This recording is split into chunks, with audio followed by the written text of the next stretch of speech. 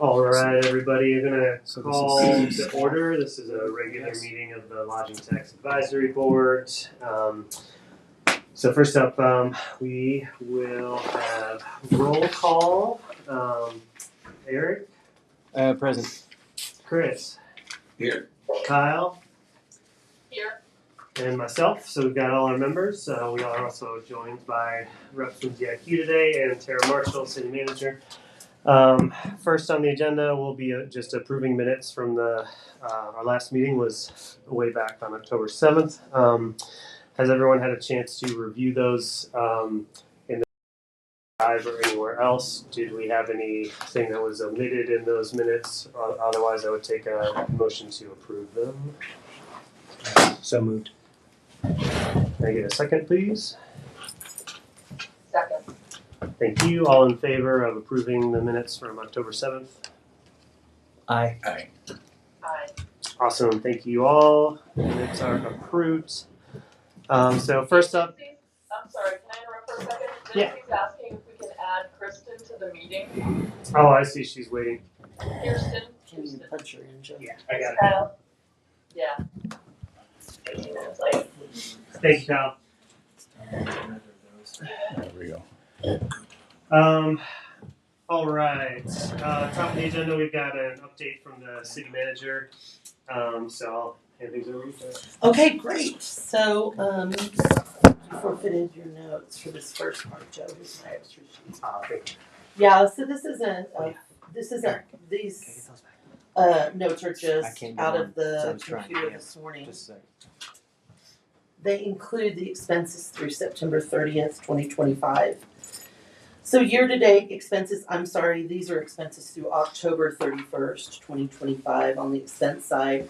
We can run down the list. The first set of expenses from wages from the Welcome Center all the way through the travel shop, which is about 2/3 down the page. Those are the expenses to date through October on the Welcome Center. Now, what I've moved out as of September 1 are the wages, the FICA, the health insurance, life insurance, retirement. All of those costs have moved out as of September 1st. We still have credit card fees, building maintenance, telephone, training, travel, mileage, utilities, volunteer enhancements, copier, office supplies, operating expense, and the travel shop expense. Travel shop has a small balance of $3,000 left for this year. Are you able to follow along? Mm-hmm. Okay. Yeah, hey Kyle, I'm gonna email you pictures of this. Thanks for that, Joe. I didn't know we were going to have a Thank number, you. or I would have sent an email.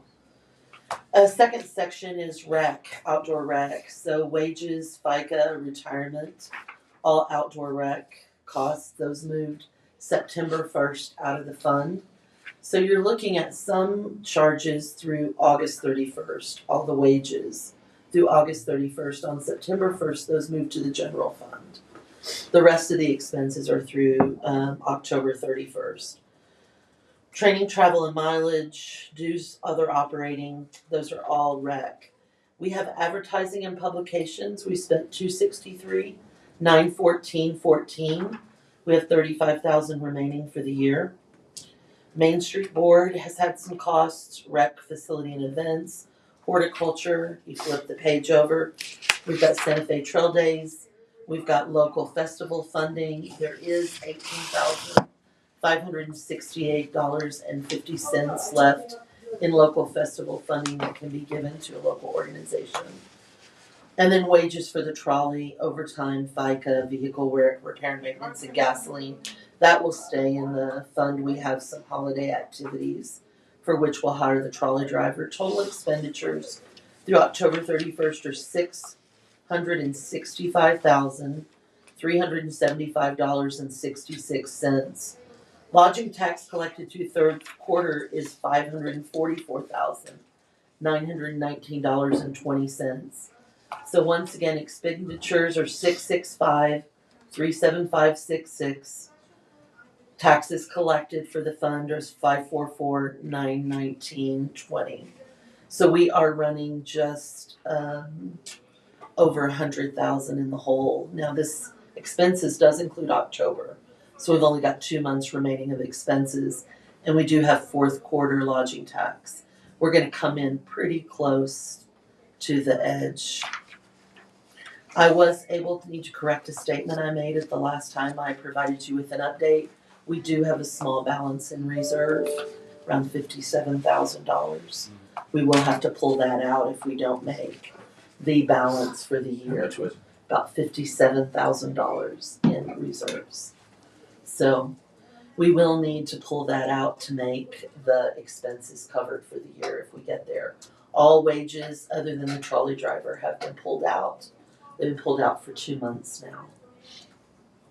Okay, so questions about expenses. I didn't read the expenses line by line for the public, but I'm happy to do so. This is public information.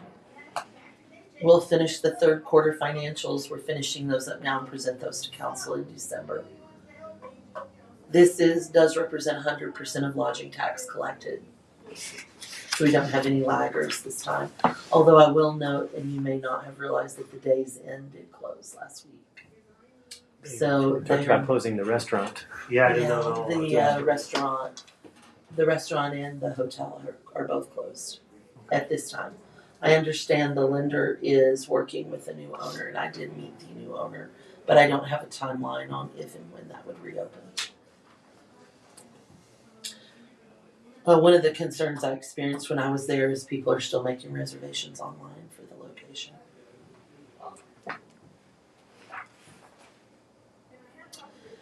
I went ahead and provided the lodging tax through third quarter for the previous years. I'll just remind you that's 3%. So you'd need to double it to see looks like we are trending close to where we were in 2024. We're certainly down from 23 and 22. If there's any line item you want to go through on this, let's chat about it. And I can answer those questions. So this column on the right-hand side, Balances, remaining, but, yes. Yeah. Yeah, okay. remaining but, according to the ordinance and according to the budget, we do have some remaining funds in some of these line items. Victor, did you say have you dropped this in the drive as well? No, I just received it. Yeah, Gotcha. I printed about 5 minutes before the meeting. Cool. Yeah. But I can. Yeah, let's just get it in there for reference as we're moving forward, planning wise. I don't think I really have any questions myself. We kind of covered how the money was spent. Yeah. I've gone to council and suggested that I would like to wholesale change how it's spent. We will be reviewing an ordinance proposal to repeal and replace the current lodging tax board ordinance. That work session is November 10th. I would like to finish that policy item through this council, so if they make some critical decisions, we've got 4 changes we're recommending in that. Then we plan to take it to first reading on the 18th of November and second reading on the 16th. The major change in the way that we're proposing is that we will collect lodging tax first and then budget and spend it. So we're going to have 2, I don't know whether we call them bridge years or gap years, where we're planning and hoping to collect $600,000 in lodging tax and only spend $400,000 next year, creating a reserve of $200,000. In 27, collect hopefully $600,000 again. Be nice if it grows, but hopefully if we can do that, spend $300,000 to $400,000, and then that third year we would have a full amount collected, and we could move forward in spending and budgeting that. So that's the way we're proposing to council to bridge the couple of years. That sounds like a really large reserve. Is there a reason for shooting for 200K? Because council wants to move, they were very clear they want to move to a full year's collection and then allocation for that taxes while you're collecting the next year. Gotcha. So it's to get the 400, It that would is. be a full year, yeah. It is to start changing the way we're doing it. Right now we're estimating what we'll collect, and as you can see, we're collecting less than we estimated. We estimated collecting $760,000 in lodging tax. I think we're going to collect around $650,000. maybe 7. So this is to change that. It's a model they used with the 5% marijuana tax where they collected a quarter and then they spent it. We've gone back and forth with tourism. It's kind of hard to collect a quarter and spend it. How do you do any long-term commitments if you can't at least make an annual plan? So we're proposing 2 bridge years. Okay, I have the next year's budget if you want to start going through that, but before we leave this page of this year's expenditures, any questions there? Okay, next year's tourism budget. This was presented to council on October 7th. We're going to go over it at the November 10th work session. We went over the general fund on the 13th of October, and we went over the utility funds on the 27th of October. We'll be going over tourism on November 10th, next Monday, along with economic development, lottery, and capital improvement. We're proposing lodging tax receipts of $600,000, looking at third quarter this year. I think that's doable. We may even be able to increase that a little bit to $650,000. The final adoption of the budget happens on December 16th, so we can alter the revenues as we go.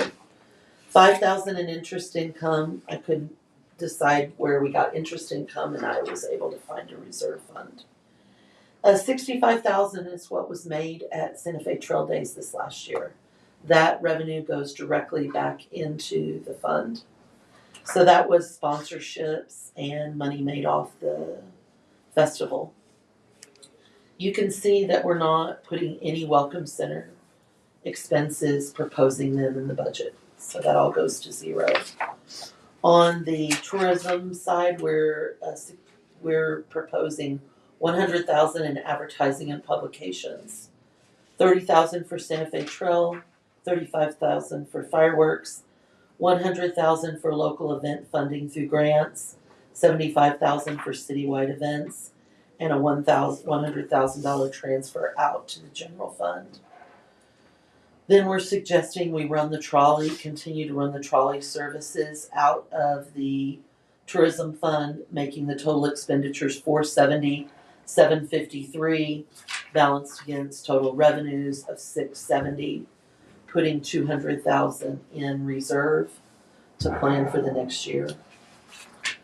The amounts that lodging tax would allocate would be the $100,000 in advertising and publications. You would make recommendations to the city manager's office about how that be invested.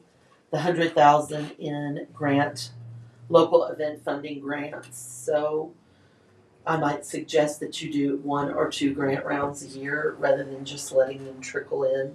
It seems like the way it worked this year with requests trickling in, by June we were turning people away saying there was no more money for requests, but that is something that lodging tax could recommend.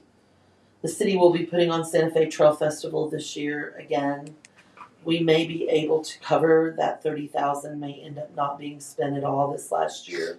$30,000 is what we spent, and we made $65,000. So you can come over here and see there is a line item in this year for how much was spent, $81,000 on Santa Fe Trail Days. $35,000 for the fireworks and $75,000 for local event funding, citywide events. Those are new festivals and events that the city will be putting on. We're kicking off the year on February 1st with a 150-year birthday celebration. We're looking at, I can give you kind of a hint, we're looking at a fishing tournament. We're looking at a wine festival. We'll hold Santa Fe Trail Festival again this year, and then we've got 2 more events that we're banting around ideas about right now. Joe, you'd sent an email talking about the current holiday cash promotion that we're doing, Christmas cash. We are doing part of that out of general fund, out of the economic development department, and part of it out of lodging tax. Can't tell you what that's going to pay out yet, but happy to report back in the next month. We'll have our first payouts. I guess my biggest questions on all of that. Yeah. is, I mean, I guess some of this is going to be TBD pending the repeal and replace, but Yeah. I mean, should the board have been part of those discussions? A huge piece of the way we had marketed the increase with separate from the board for the public record, that was an independent organization, was having a lodging board as a layer of oversight in terms of city spending. Right. So that is something that there is some level of public expectation towards. So when you're talking about things like, here's a bunch of events we want to do that we're going to pull funding for out of the lodging fund, for example, are those things that the board should have Right. some level of involvement with. So So you're not wrong, and I wanted to bring this up, but I was going to wait to see if we had questions about budgeting because I am going in front of city council. There's a lot of reasons to have that oversight layer. It worked really well for a number of years. The current ordinance doesn't provide you that authority of oversight. It provides you advisory capacity. It provides you the ability to hold these meetings and to discuss what we're doing, and it provides you the ability to make recommendations. The two council members who have given me the opinion they feel like we need to go back to a tourism board would put that authority back in place. gotcha. Right? So it's a matter of the way that it was repealed and replaced in April of 2023. And I think it's blown up the lodging tax board over time, right? This push and pull over what the authority of the board was versus the authority of the staff versus ultimately the authority of council. The way that the ordinance reads to me today that you're formed under, it's an advisory capacity only. So should we have come and gotten your opinion? Yes, we should have come and gotten your opinion. Ultimately, though, all you do is hold a public meeting, discuss it, and provide an opinion back. Yeah, I mean, I totally understand that. Yeah. But that is what I'm kind of saying is It's confusing on our side as well, right? So, I mean, some greater level of interface there I think would have been good and good for the public because the feedback that I received from Across the board. from city residents has been lately like, it feels like a rug pull. And so that is things, but that's what people have been approaching me to tell me as a board member. So I just think we need to be really mindful about that in terms of where the money is being spent, having some level of, representation in that. So where the money's being spent, I think we're probably being more transparent than we've been since we started by giving you the exact expenditures. I'm talking about just in terms of the Christmas cash program. When I say it may come out of here, it may come out of a general fund. We decided to run that program in the spirit of having a downtown business promotion during the holidays. Yeah, I think we may not be able to afford it out of this right here, right? So it may end up coming 100% out of general fund. We also have a little bit of money in economic development fund that's being deobligated for more housing now, and it may actually come out of that. Right now, we're seeing how much pickup we can get from it. It may end up being just a couple of dollars. It may end up being a significant number of dollars, and we hope that it is. So I understand what you're saying. This was a promotion we decided to do really without knowing where exactly we were going to pay for it. We're going to see what it ends up costing. Now, if this is successful, it's something we can budget for next year. So I think I want you to understand I'm hearing you, and I agree that a certain level of transparency in those discussions happens. I guess I'm saying, what is your feedback on the new ordinance? Because, I can come to you, if we keep the same advisory capacity, I can come to you and essentially say, here's what we're thinking about doing. You can advise me, but there's really no authority. There's no authority for the board in that. Do you see what I'm saying? So, no, I understand that. Yeah. The authority level to me is not even necessarily as important as it not feeling like, just like decisions are being made behind closed doors, right? So the authority thing, I'm not saying like, myself as a board member, like I want to have some level of power over this. Like that's not where I'm going with it. It is more in the interest of the public and not kind of changing things around after the fact in terms of the increase in the tourism tax. So looking at the budget for next year with that conversation in mind, the way I foresee this budget is that 100,000 of advertising and publication, you would make the recommendation to the city manager's office regarding that. The 30,000 in Santa Fe Trail Festival is clear. That'll get reported back duly here and to city council at the end. What the revenues are versus the expenditures. Fireworks, same thing. The 100,000 in grants, local event funding, that would be 100% on the board to implement. The 75,000 in citywide events, that would be a reporting back on how those are being invested. Perhaps a request for you to include those in some of your marketing. And then the 100,000 transfer out to the general fund. The ordinance is going to say that any operational costs cannot exceed 25% of the overall budget. You can see by how it was spent this year, it's more like 75%. Doesn't mean it has to, but we need that gap here. And I'm open to amending that in the future to have that be no operational expenses. But for now, that's what we need to be able to balance the general fund budget. Keeping in mind that the general fund has absorbed all the salary costs and all the operational costs for the rec center.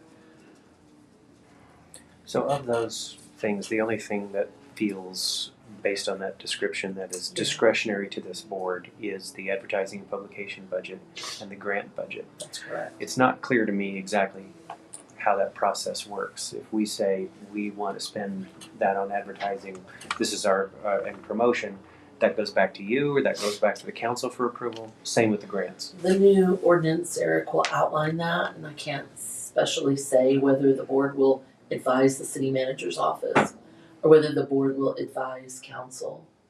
Depends on how the ordinance ends up. One version of the ordinance that we've written is that you will have provenance over all advertising and grant decisions. Mm-hmm. So you would then say to me, we ran a grant round of 100,000 per the budget that council approved. Here are the those approved. And the chairman of the board would sign off on those approvals. Then Victor would process those checks for a check run to go out. Advertising and publication, same thing. Victor will bring the invoices to the board and you would have provenance over that.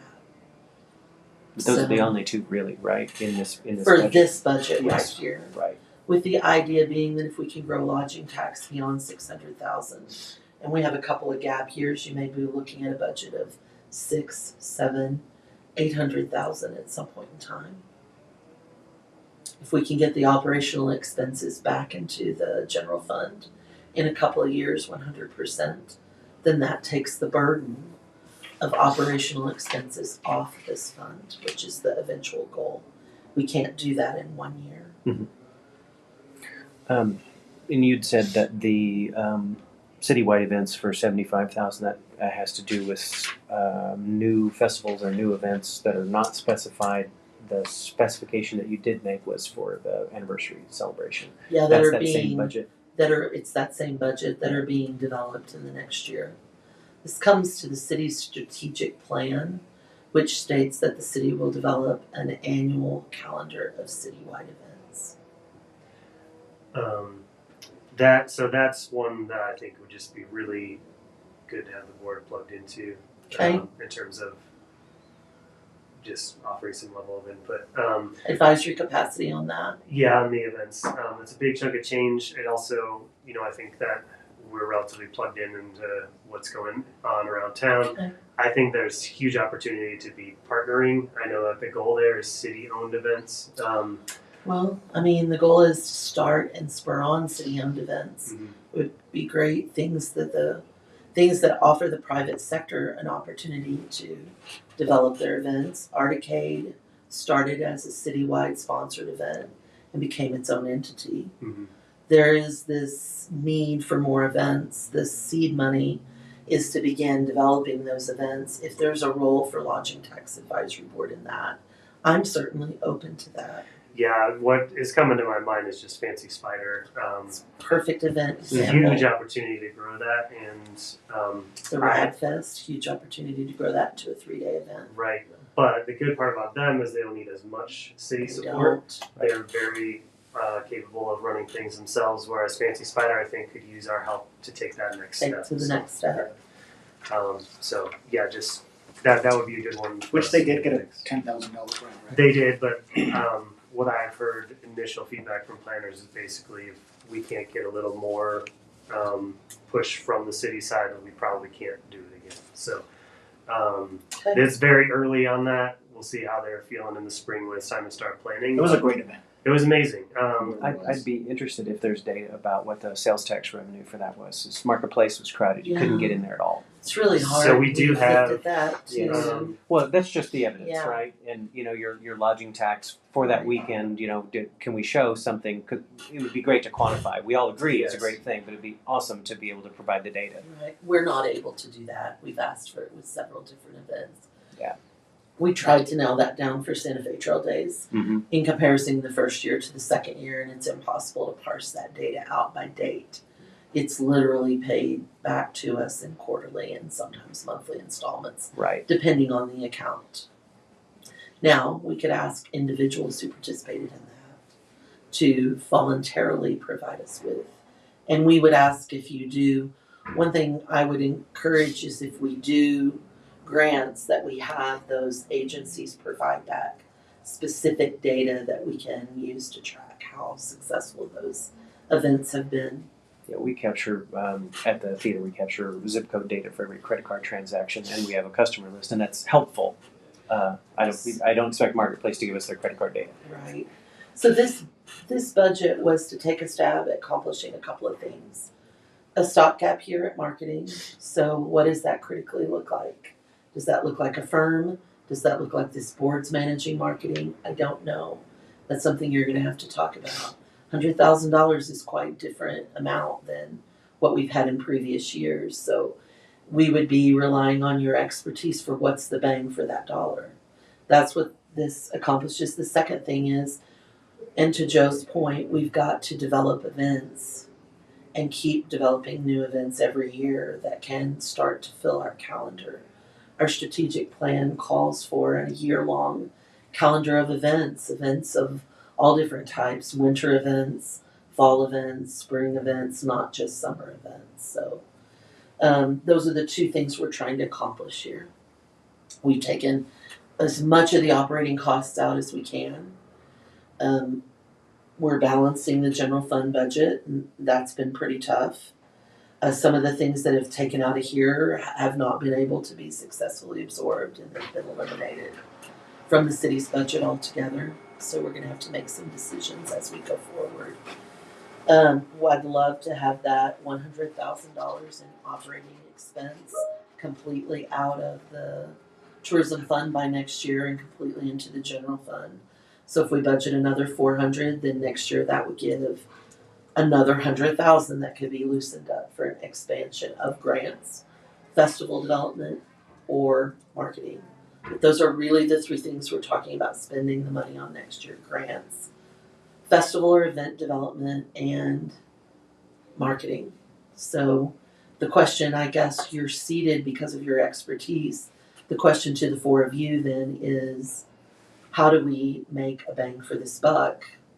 If you come back in March and say we want to do a $75,000 grant round and we want to throw another $25,000 in advertising, then you vote, I approve, we go forward, we overrun one line item and underrun the other. If we come with a calendar of events, of proposed city events, then as Joe said, we do that perhaps we do that more in collaboration. These are the new events we want to see this next year. We choose some critical events throughout the year that we want to see build toward more lodging tax and more regional development, right? So people outside the city, money coming in. Do you want me to rebalance these items before they go to council on the 10th? Because I will deliver the first reading of the budget. It has to be completed by the 14th for delivery on the 18th. So before we leave this subject, let's talk about, you've kind of given me some feedback on the relationship between city management and the board. Let's talk about the specific numbers. What's your feedback there?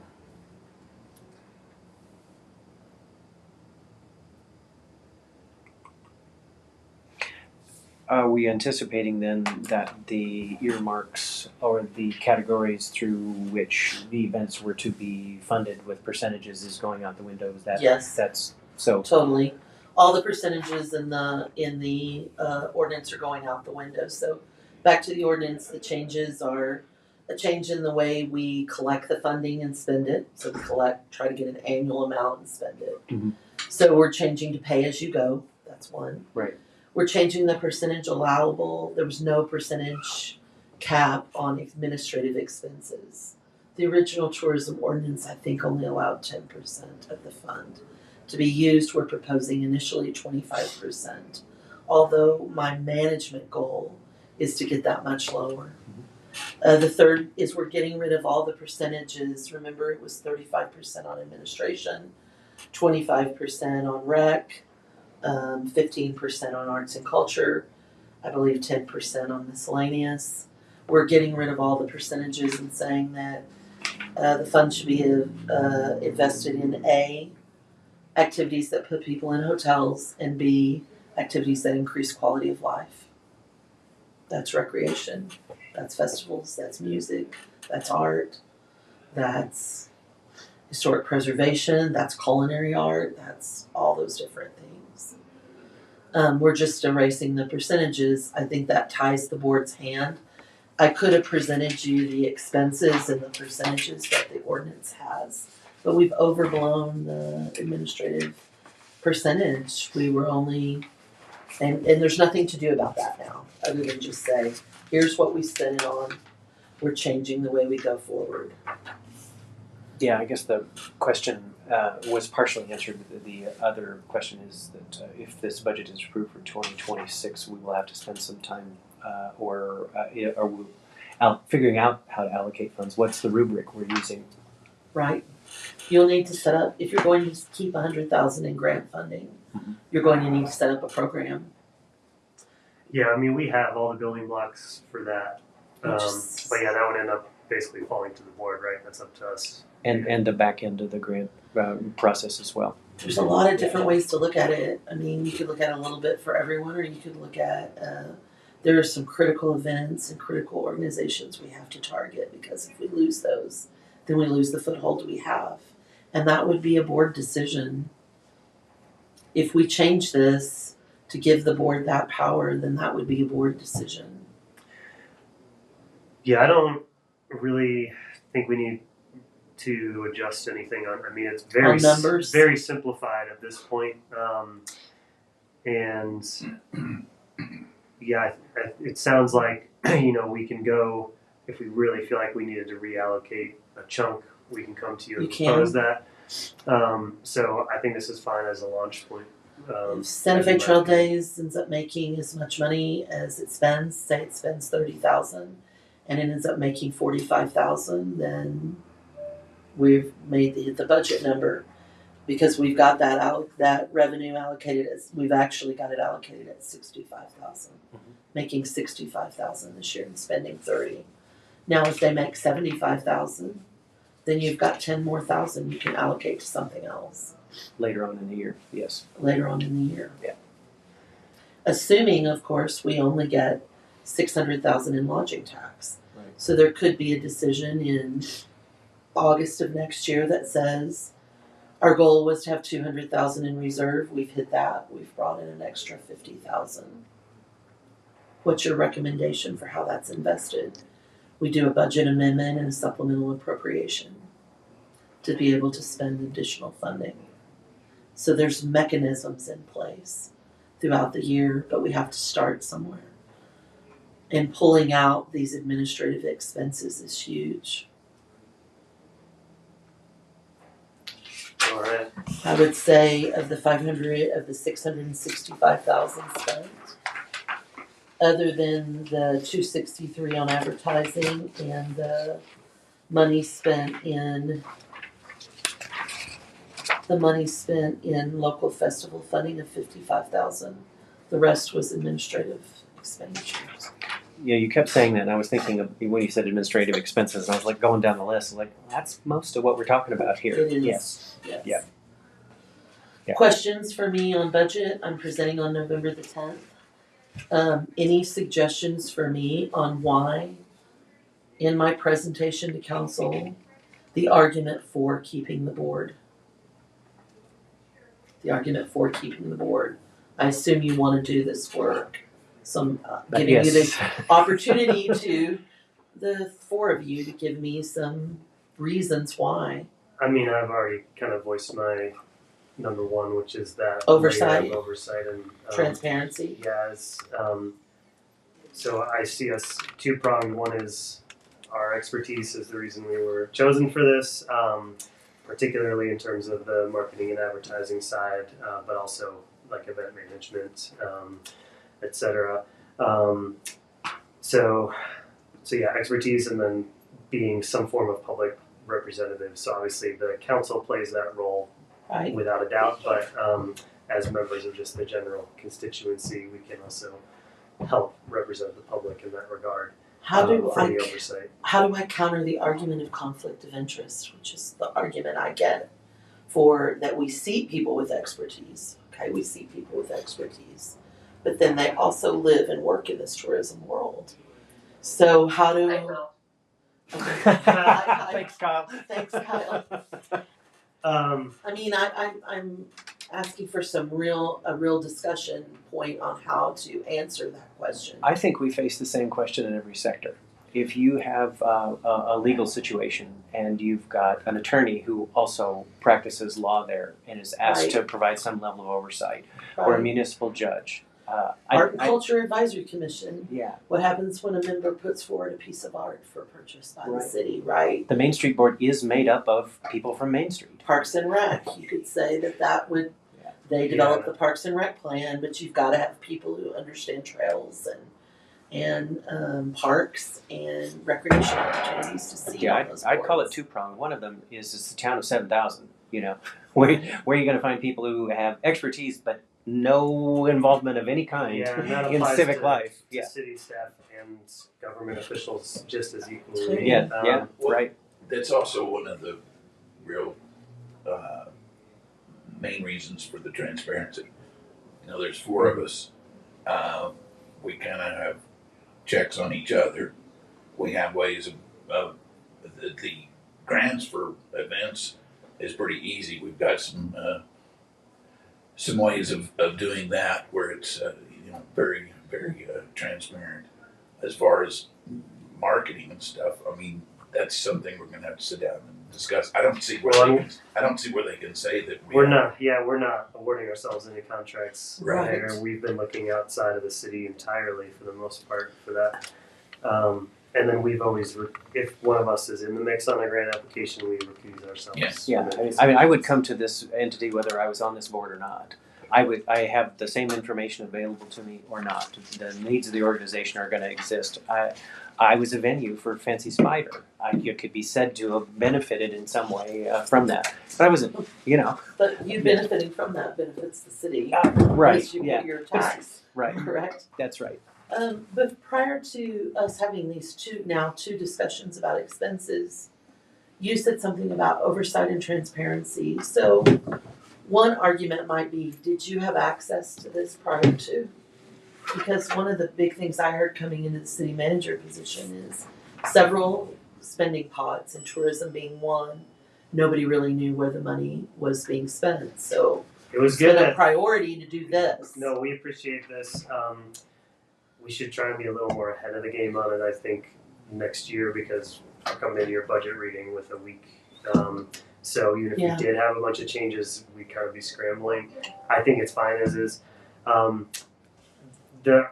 early days when I was seated, we were getting some good info out of Steve Ruger that Okay. looked very similar to this. By Okay. the end, not so much, and especially during that interim window, it felt like the city kind of clamped down in terms of sharing information. So that is where we were seeing our biggest issues. Is kind of. Were you as aware previous- of the administrative expenses being spent out of the fund? Yes. Back when Steve was presenting to you, was that a discussion? You know, yes and no. I mean, Not really. Yeah, we were aware of them. yeah, Yeah.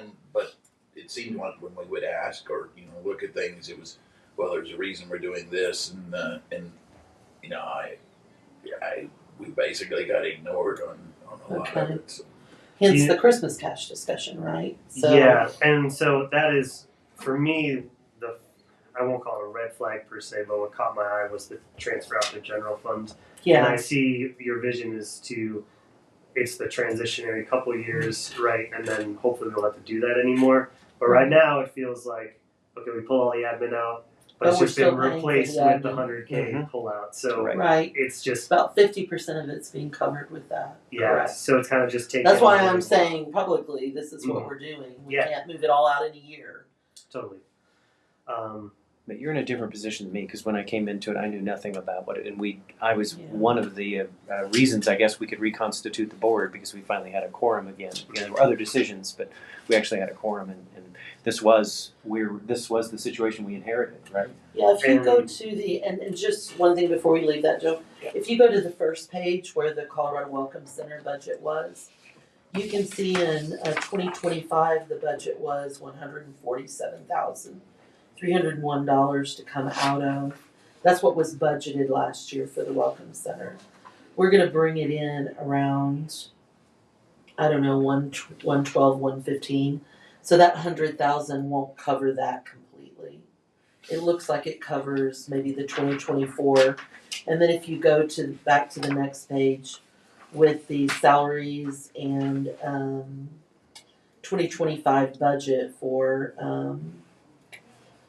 transfer out to the general fund, do you see that 74,000 right there? That was budgeted in 2025 transfer out. Mhm. That ended up being the salaries for the outdoor rec position. So ultimately, it didn't actually physically get transferred out.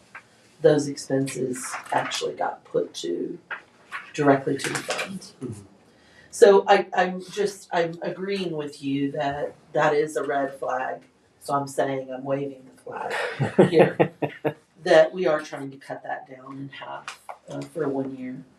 And to your point about budget, I agree. It's my first budget season. This has come together pretty fast for us. Mhm. On the staff side, if we can get this ordinance repealed and replaced and the Lodging Tax Advisory Board survives, whether it's called Tourism Board or Lodging Tax Advisory Board or whatever it is, and we can set out those authorities, either way, having a very public discussion with you is definitely doable. We Yeah, and you had generally mentioned start budget in August, so I would actually make every department by charter has to have their budget to me by August 1st. So should we be sitting here next year, you will be turning in a budget by August 1st for this fund. Then I will tweak that and meet with you. Then it becomes part of my presentation to council by the 1st of October. At that point, we'll have about a Okay. year's worth of data to That consider. is, that's the budget calendar for the charter. That's the way the original tourism board. It did is. too. And you're asking about what you should tell people that feel like there's the conflict of interest. I think that's easily overcome. But if suddenly the board is dissolved, the questions in the community are going to just go sky high. Well, what are you hiding? Why are you getting rid of it? What are you doing? It's this board is here for a reason. I think that would be an extremely bad look 1 year out from passing the increase. When we presented the ordinance in July at the work session, and I had come to you right before we presented it, I didn't anticipate anyone on council even mentioning the elimination of the board. That came organically in the meeting, so that was not a recommendation. What is their reasoning for that, please? Well, I don't know, Kyle, that I can speak for them. I got feedback from them. My understanding is that as we transition from the way we've done it, and we have these couple of gap years, they questioned what the role of the board would be. One council member was very vocal about not wanting a board, not wanting conflicts of interest, and wanting staff to make these decisions. I don't try and explain city council. Okay, no, I just Yeah, wanted to I can't. see if there was anything specific. I mean, I agree with my fellow members that, stakeholders who work in tourism, understand best the nuances of demands, the Right. seasonality, visitor behavior, what actually drives visitation. I think excluding them could result in decisions being made by people who have a more limited knowledge of the tourism economy. Obviously those with business stakes have skin in the game, but their success is tied to the destination's success, right? Right. So they're often the most motivated advocates. I think we do have checks and balances in place. I think we've demonstrated that already with this board thus far, talking through things, and it's all public, and so those discussions are very much known. In industry, people are on the front lines of traveler trends, and they can bring forward concrete ideas, not theoretical ones, which is absolutely what we have been doing by understanding what spending drives ROI. So I just wanted to throw my 2 cents in there. I appreciate those that. Reasons why, yeah. This change from tourism to lodging tax happened when I was no longer at the city. So I had facilitated the tourism board. I've shared with council, you can see the growth of the fund year after year over a 10-year period. Based on that work, you can see the decline began immediately in 2023, and we've been declining since. We might start breaking even here. I think pulling those salaries out on September 1st, we might break even. We'll see what lodging tax comes in. If we double where we were through third quarter last year, we're still down just a little bit. This is all super important discussion. I really appreciate the updates out of the office. I do want to be just mindful of time because we're bumping up on an hour here. I'm only allowed 30 minutes, so I'm going to get into. Thank you. In closing, I would say this will go to a work session on November 10th. I'm not anticipating council will push back on this budget. The ordinance will receive feedback, and we'll take that on the 18th. How then do you want me to communicate back to you what happens at both of those meetings and what the next steps are? Because if the ordinance is going forward with lodging tax board or tourism board or whatever we're going to end up calling it, then we have decisions to make on this advertising budget prior to the end of the year. Do you want me back at the December meeting? Yeah, or I could come and meet with you and bring it to the board. We'll be bringing, if we have the meeting on December 16th, which is it'll be December 2nd. We'll be through first reading of the new ordinance, second reading will be December 16th. So we would be, then the question will be, if we change to a tourism board, do we have to officially reappoint you? All of those things, but the decision at the city manager's office has to be made on the advertising early.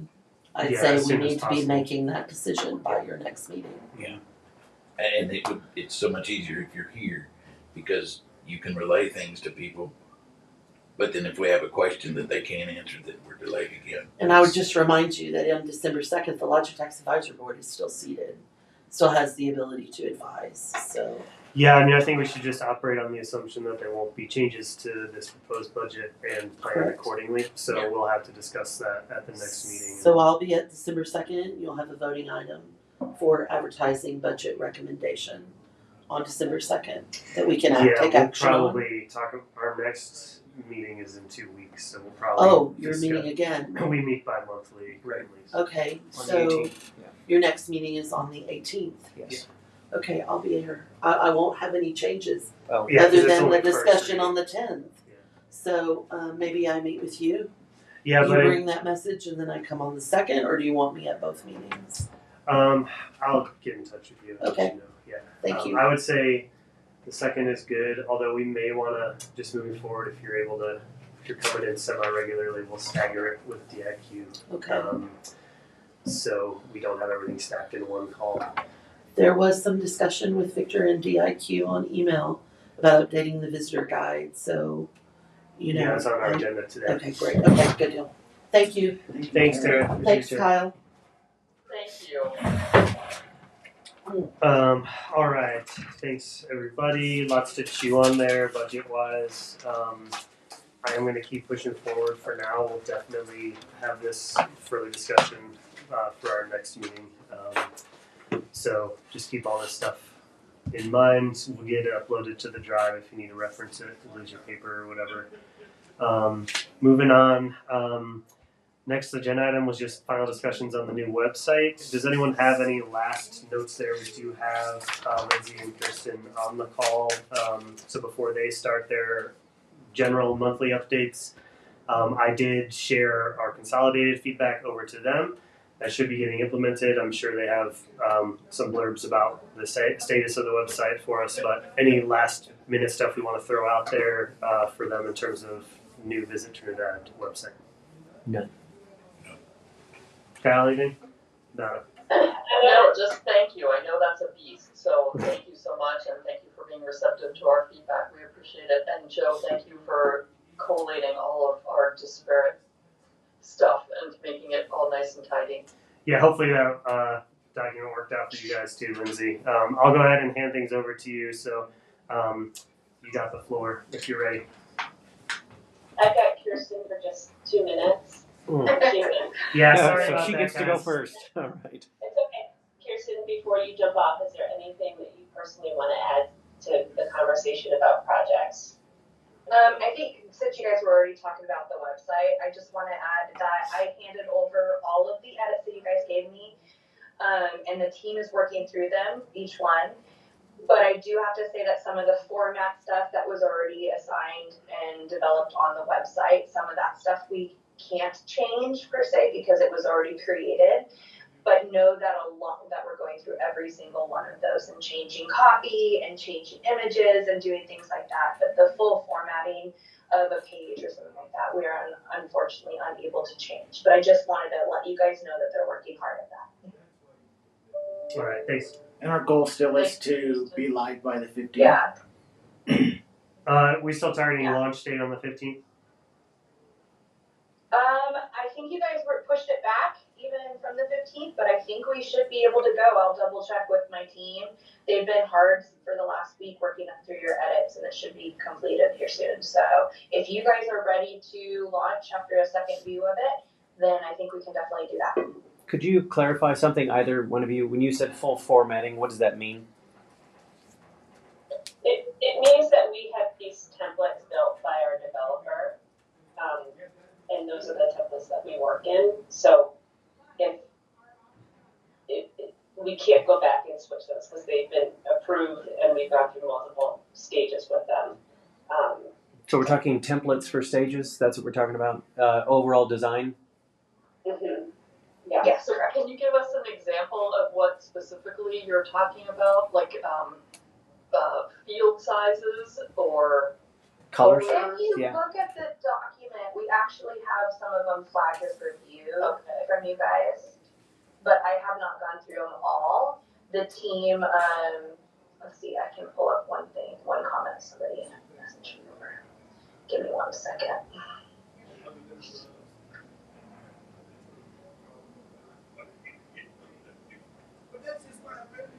And we did pull the visitor guide too off of the new site coming in too. Thank you. Mm-hmm.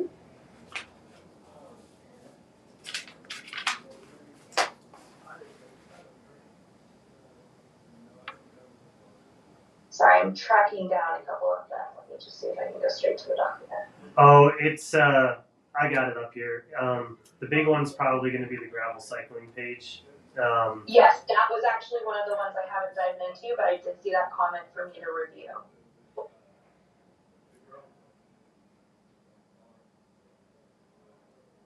Yeah, maybe we can get a compromise there where we get plot the map on it or links to images out of the guidebook or something. So we could follow up on some of those. I totally understand the difficulty of like hard coding a lot of it to be perfect, but maybe we use the full PDF as a call to action download of the gravel guide or something.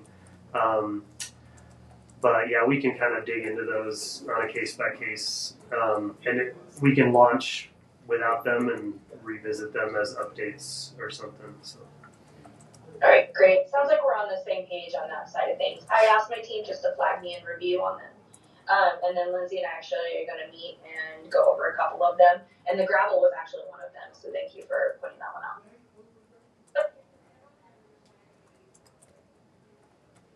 Yeah, another one was like changing the one of the itineraries around. That's a little heavier lifting on content.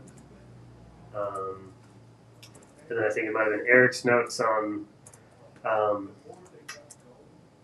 design a page lacks visual interest. That was on the getting around page. Right. So that was another design lift, it looks like. So. Okay. Okay, cool. Thank you, Kirsten. Yeah, no problem. I believe, Lindsay, can you share your screen on projects just so I can make sure I tackled them all? I do apologize, guys. I gotta head off to another meeting here shortly. No, we're sorry the first part went so long. Needed to be done, but Yeah, that was kind of the last minute addition on the agenda there too.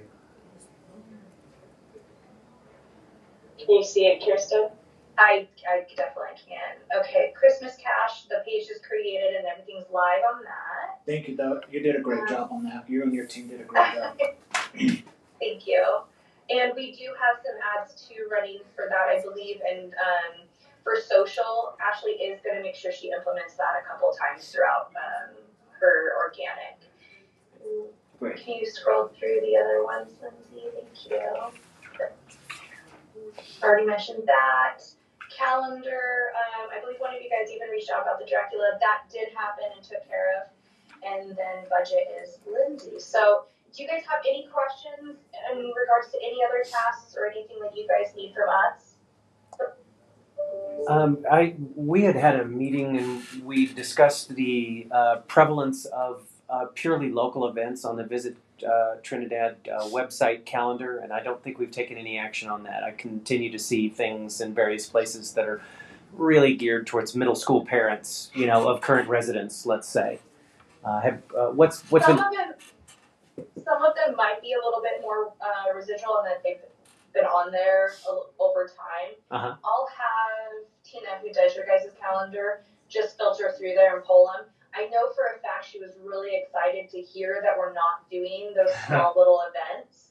So I know for a fact that those will be slowly being filtered off because I see robotics is there. Our desires is to stick to things pulling people into the community Right. to visit and to spend more money in the sense of the tourism instead of mom and pop little library productions or something like that. So they might still be on there, but I know for a fact that we're excited not to have them on there.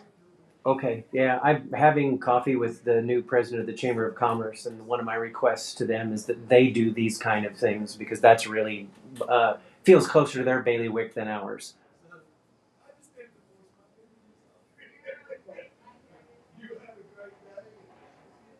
All right. We'll get Tina on it. I'm looking at it now.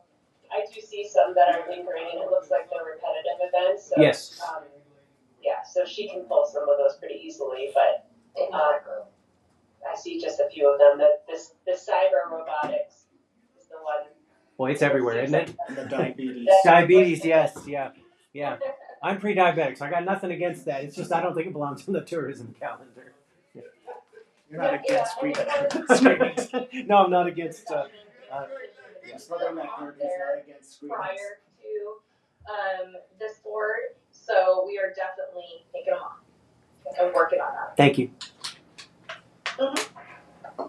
All right, I think All we'll right, if let there's you go. anything else, I'm going to head off. Thank you guys so much for today. Thank you. Thank you. Bye.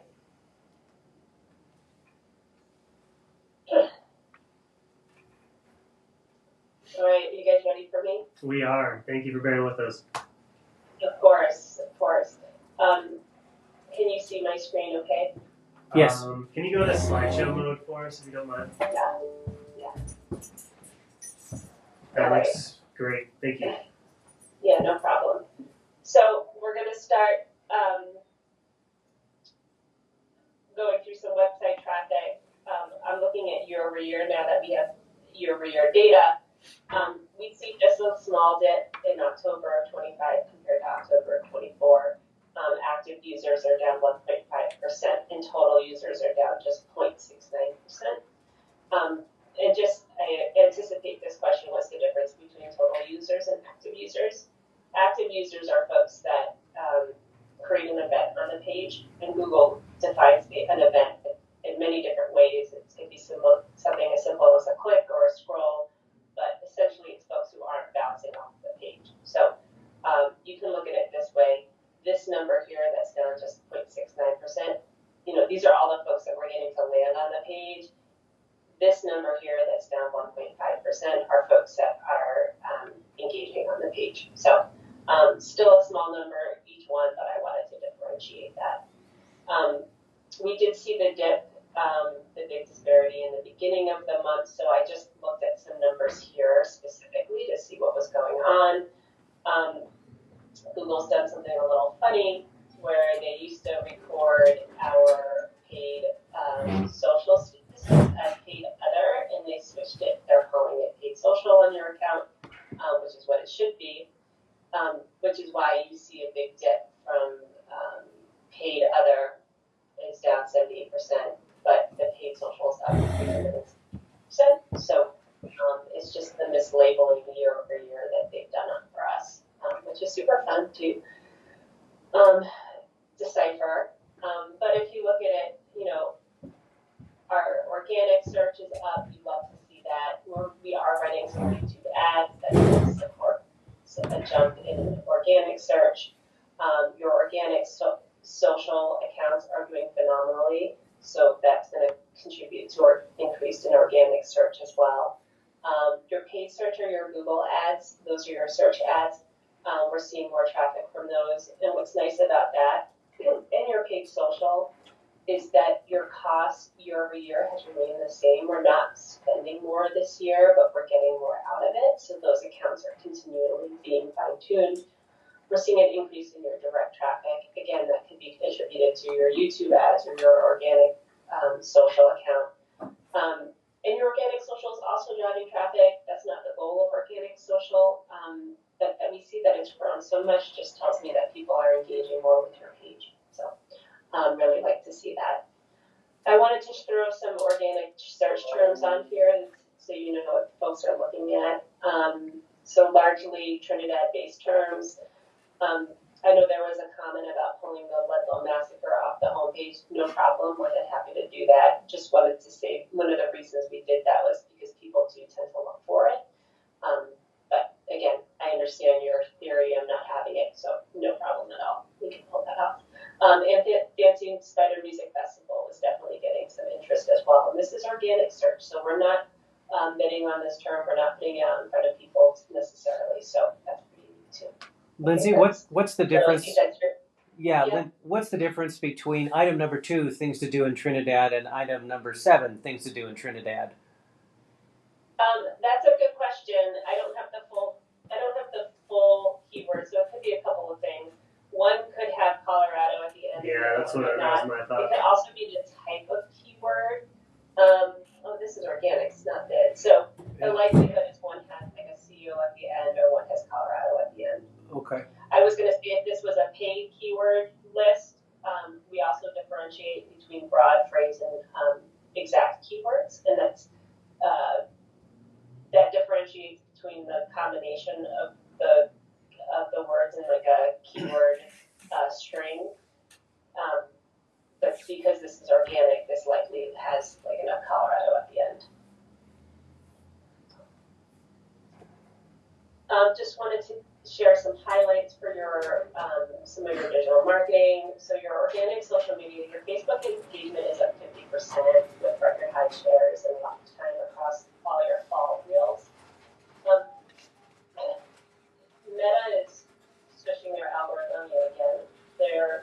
placing more emphasis on engagement versus reach. So previously they were putting more weight on how many people were seeing your ads. Now they're switching the algorithm, and they're weighting that the reactions, so the comments, the shares. And so if we see that growing, that's only going to help us in the new algorithm.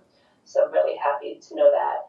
I have a slide that shows some more specific stats and details next for this organic social media, but top posts were cyclist posts, October in Trinidad. Let me see if I can do this. Here we go. I'm going to bounce back in just a moment, but here are those high-performing social posts. So this is your highest performer. This one's gone viral. We had it on last month, but it continues to garner traffic or some reactions. So over 114,000 views, reach is over 70. That watch time, you're at 6 days now, but this 1,881 reactions is really what Meta is now looking for. Some more recent posts that have been doing really well. This is a reel with Ashley kind of walking around and experiencing downtown in the fall. So we have over 10,000 views, reach over 9,000, over 19 hours of watch time with 287 reactions. This is a great one about cycling in Trinidad.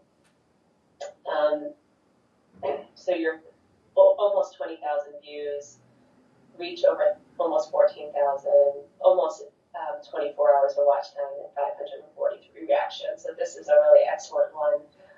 She's been putting a lot about biking this fall, which has been fun to see. And I wonder if this is like an accumulation of it, and this is just the post that really grabbed folks' attention. But we've been bringing a little bit of attention to cycling.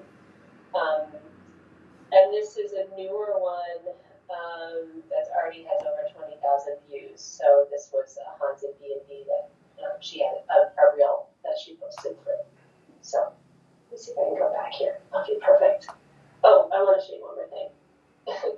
This popped up just this morning. I saw that. Yeah, who's making these amazing reels? I just like to see comments like. That's cute. Mm-hmm. That's from last night. Did I put those up yesterday? Yeah. I mean, you couldn't have done that other than last night. Yeah.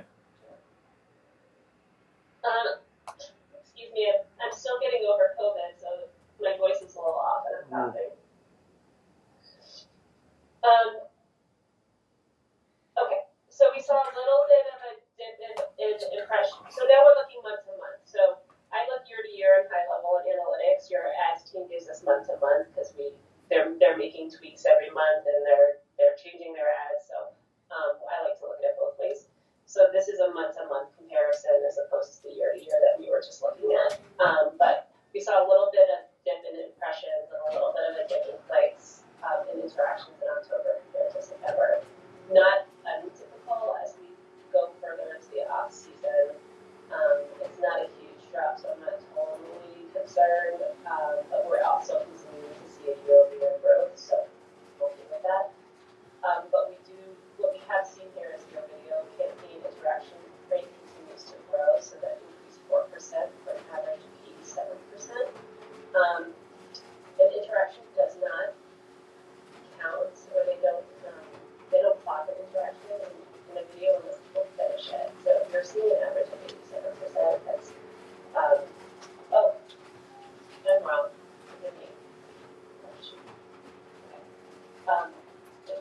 And interaction rate is fine. Hold that thought. It's a video view rate that remains high. So they don't clock a view until someone finishes it. So 63% of all viewers watch the whole video. 72% watch at least 50%. So we're seeing more than half getting through the full ad, which we love to see. Those are YouTube ads, right? Yes, exactly. And so what we tend to see when we run YouTube ads is that increase in organic traffic. We run YouTube ads for a number of clients, and I always see that. So I love YouTube ads for that very reason. For me, the ultimate goal is that organic traffic, because we can always pay people to get on your website. You can always throw more money at it, but if we're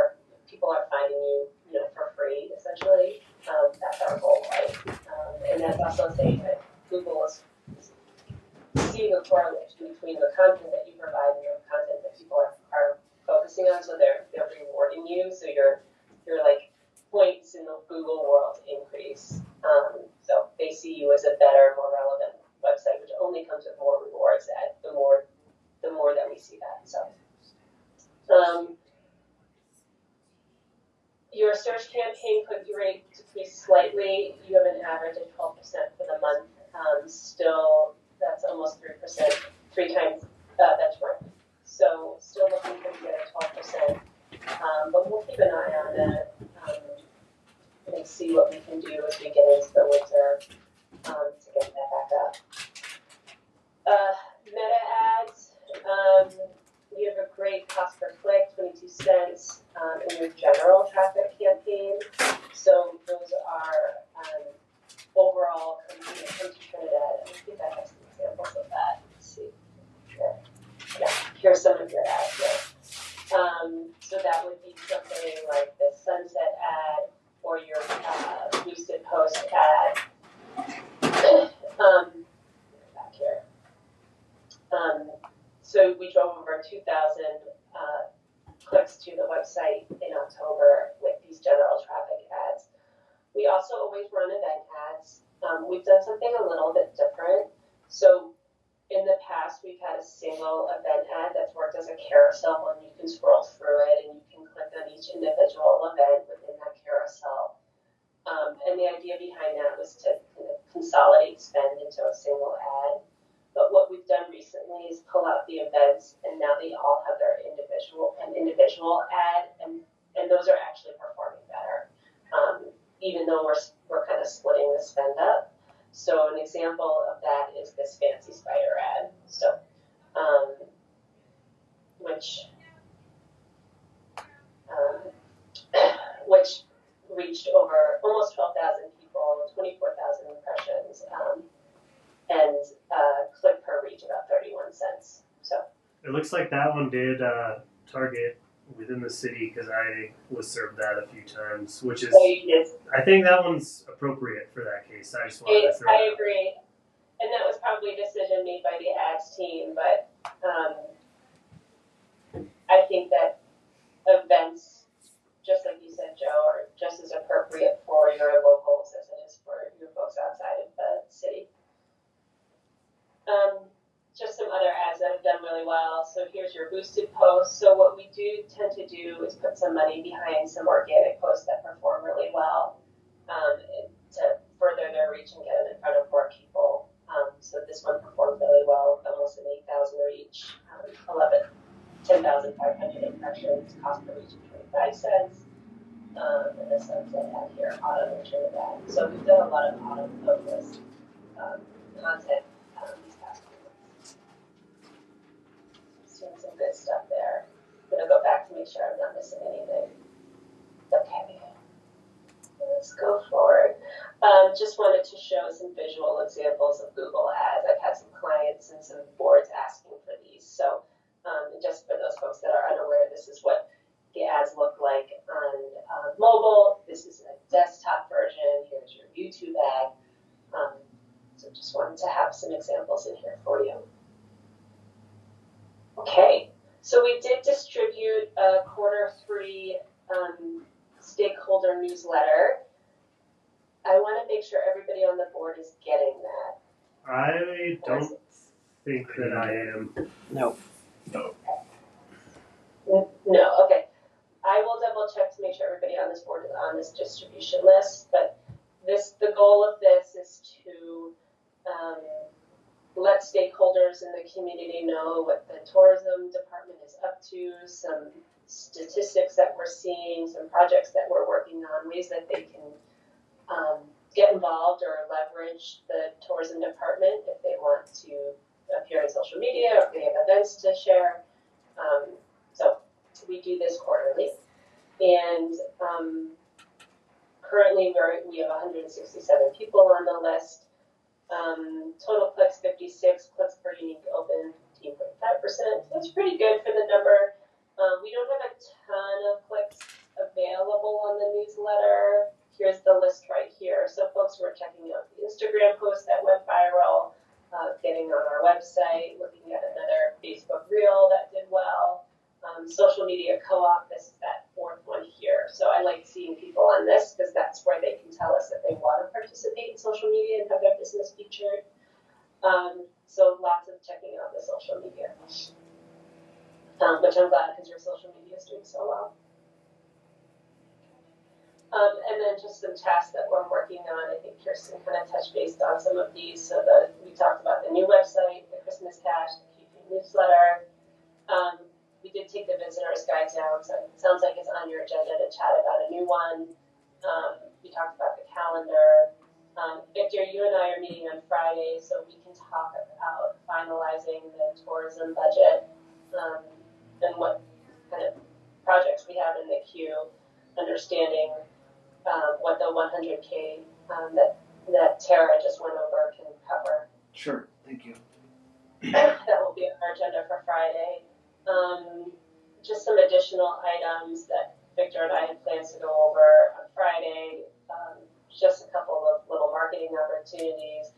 We worked with the Highway of Legends. They are looking for photos for new interpretive signs. They're putting some interpretive signs up along the highway. They need some photos. That's about it. Awesome, thank you. Yeah, on the newsletter front, I was going to kind of shout this out under maybe miscellaneous, but I would love to see us develop one to our kind of general public as well. So whenever we're collecting emails, being able to touch those folks with something. So as opposed to a stakeholder kind of internally focused newsletter, which I think is great for the record. Something that is more promotional. That basically whenever we come out and say, here's our calendar for Q1, Q2, etc., of things we want to see promoted, just shout those things out, maybe some links out to the relevant website pages for that period of time. So, I don't know if we want to look at doing that maybe quarterly as well. And that is something we could maybe split efforts internally and with you guys, especially as we're trying to be mindful of budget moving forward. So. Yeah. I did just a few considerations. I think that's totally fine, and we can help you with that. But here's just a couple of considerations. Currently, we are using a free MailChimp account, which our limit of subscribers for that is about 2,000. So as long as we stay under that number, we can continue using the account. Otherwise, we have to put budget aside to pay for the platform. And MailChimp works, their payment is incremental depending on how many subscribers you have. So even if we go a little over that, it remain more minimal. Yeah, and if you could if that's something you want, I'm happy to put that together. I would just love some feedback on kind of what you want to see in that newsletter. Yep. And how that differentiates from what we're doing with the stakeholders. So for sure. But more than to help out, for sure. Yeah, I just received one from, I think I'm on like the Visit Pagosa list maybe. And I had it double flagged because, I've mentioned a few times about doing a potential like promotional giveaway weekend type thing, and they're running one of those out right now from Pagosa. So I just kind of had a note like, oh, hey, look, I got a newsletter, email, and it also happens to have this giveaway thing going. So obviously we don't need to just do whatever other people are doing all the time, but I thought it was worth our discussion moving forward. So just planting a seed. And I remember, Joe, you bringing up a few meetings ago the potential of a visitor-facing newsletter, which I would differentiate from. I thought you were talking about a local-facing one. No, yeah, I'm talking about visitors. So our target audience so here, visitor-facing one, yeah. So I did have a visitor-facing one in the budget, in our original budget for 2026. But we, as the budget kind of started getting cut, we pulled that out because the visitor-facing one would be more expensive just because of the numbers, the subscription services, and the design and the copywriting. So, but let's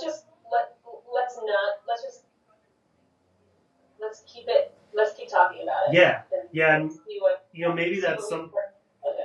I think as we're going to have to be mindful of budget this upcoming year, we can get creative, and maybe that's something we could like get Victor trained on.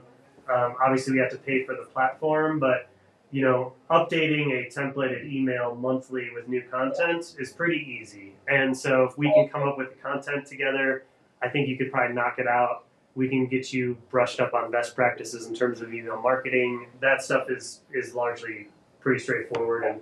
And once it's set up, I actually think a visitor-facing newsletter is a great idea for Trinidad. So I don't tend to recommend them for DMOs unless you have a lot of events to promote. So we've run newsletters for DMOs that don't have a lot of events, and the content just gets stale after a certain amount of time. So it's not, your ROI is not very strong. You're not getting the traffic that you're hoping to get based on what you're paying. I have folks that pay for lead gen and then they pay for the platform, so the costs do add up. I definitely don't want to pay for lead gen. Yeah. No way. For those clients I have that have a lot of events and they use the newsletter to promote the events, that's when I see a stronger ROI. So I actually agreed with you when you suggested it. I mean, I agreed in that I didn't vocalize it, but in my head, I'm like, yeah, that's a really good idea. Let's try to get that into next year's budget. But we could certainly create a template that Victor can plug and play events. Like, just drop them in and say, this is what's coming up in the next month. And I can show him how to do it. It is really easy. So cool. Yeah. Anyway. We don't need to get too far in the weeds on that. Just want to throw it out there. But yeah, thanks.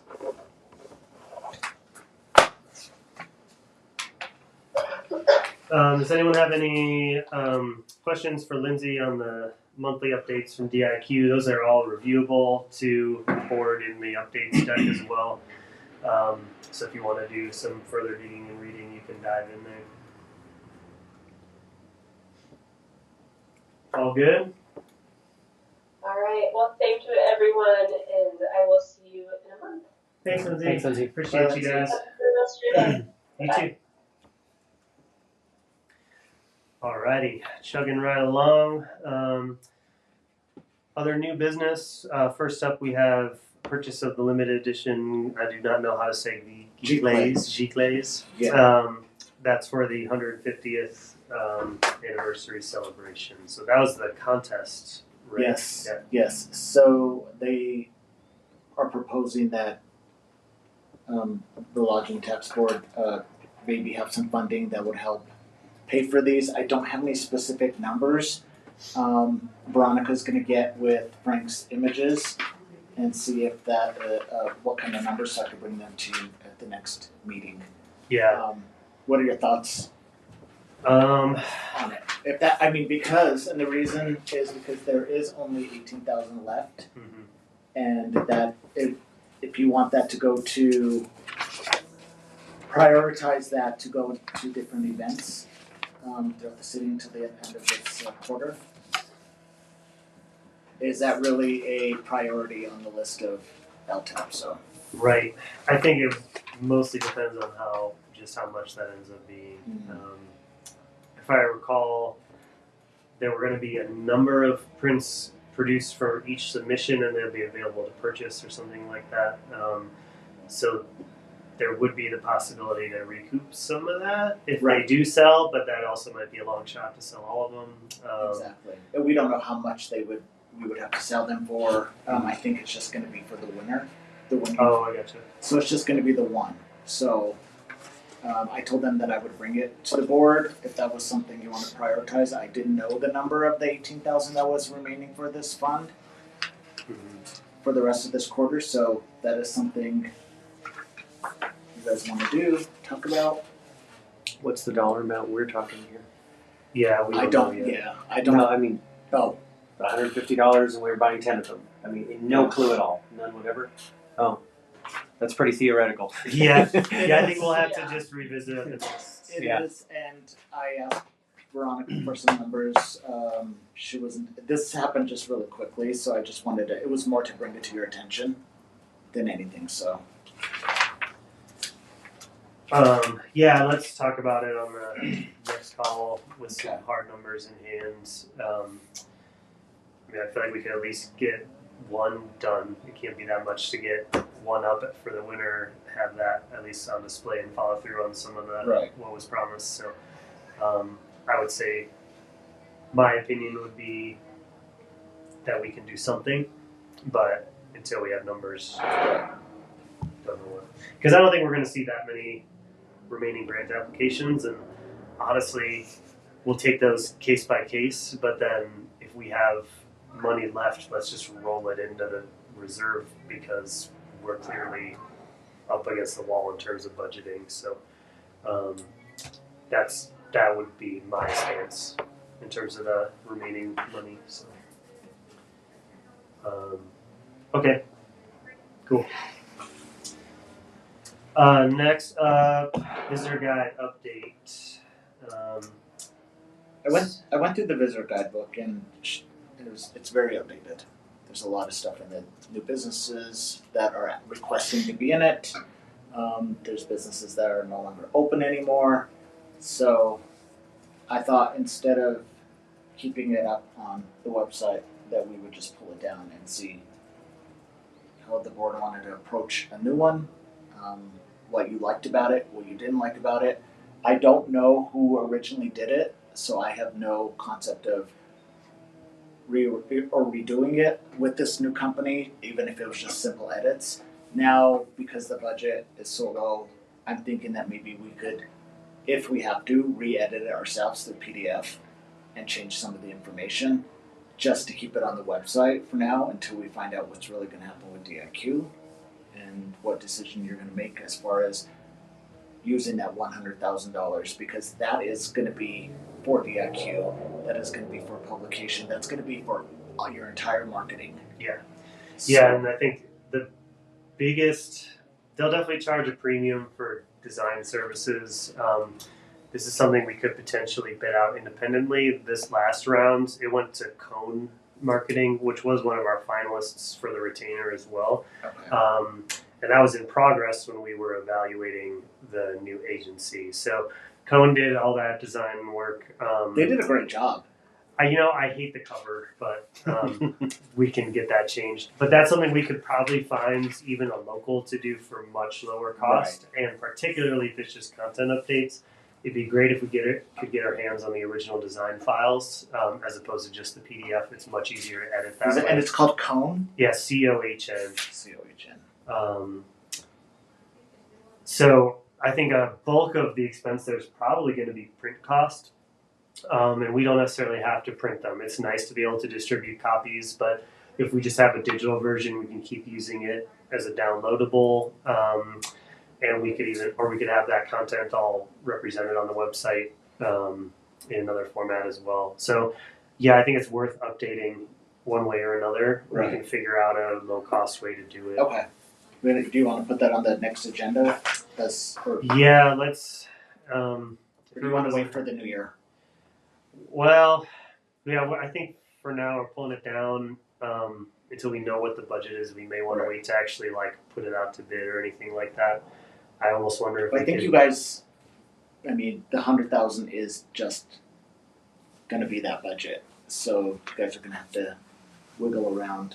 Mm-hmm. And that's going to include the visitor guide if that's something you guys want to do. Right. I mean, I think the priority would be hammering out DIQ and how much of that 100K just ends up going to them if we renew with them and what they can get done with it. Right. And then whatever's left would be other items like the visitor's guide. So I think at this point in the meeting, that's going to be our next call, is really digging into that. And I did make Tara aware, and I keep going back to that 100,000, but I did make Tara aware that DIQ's contract does automatically renew.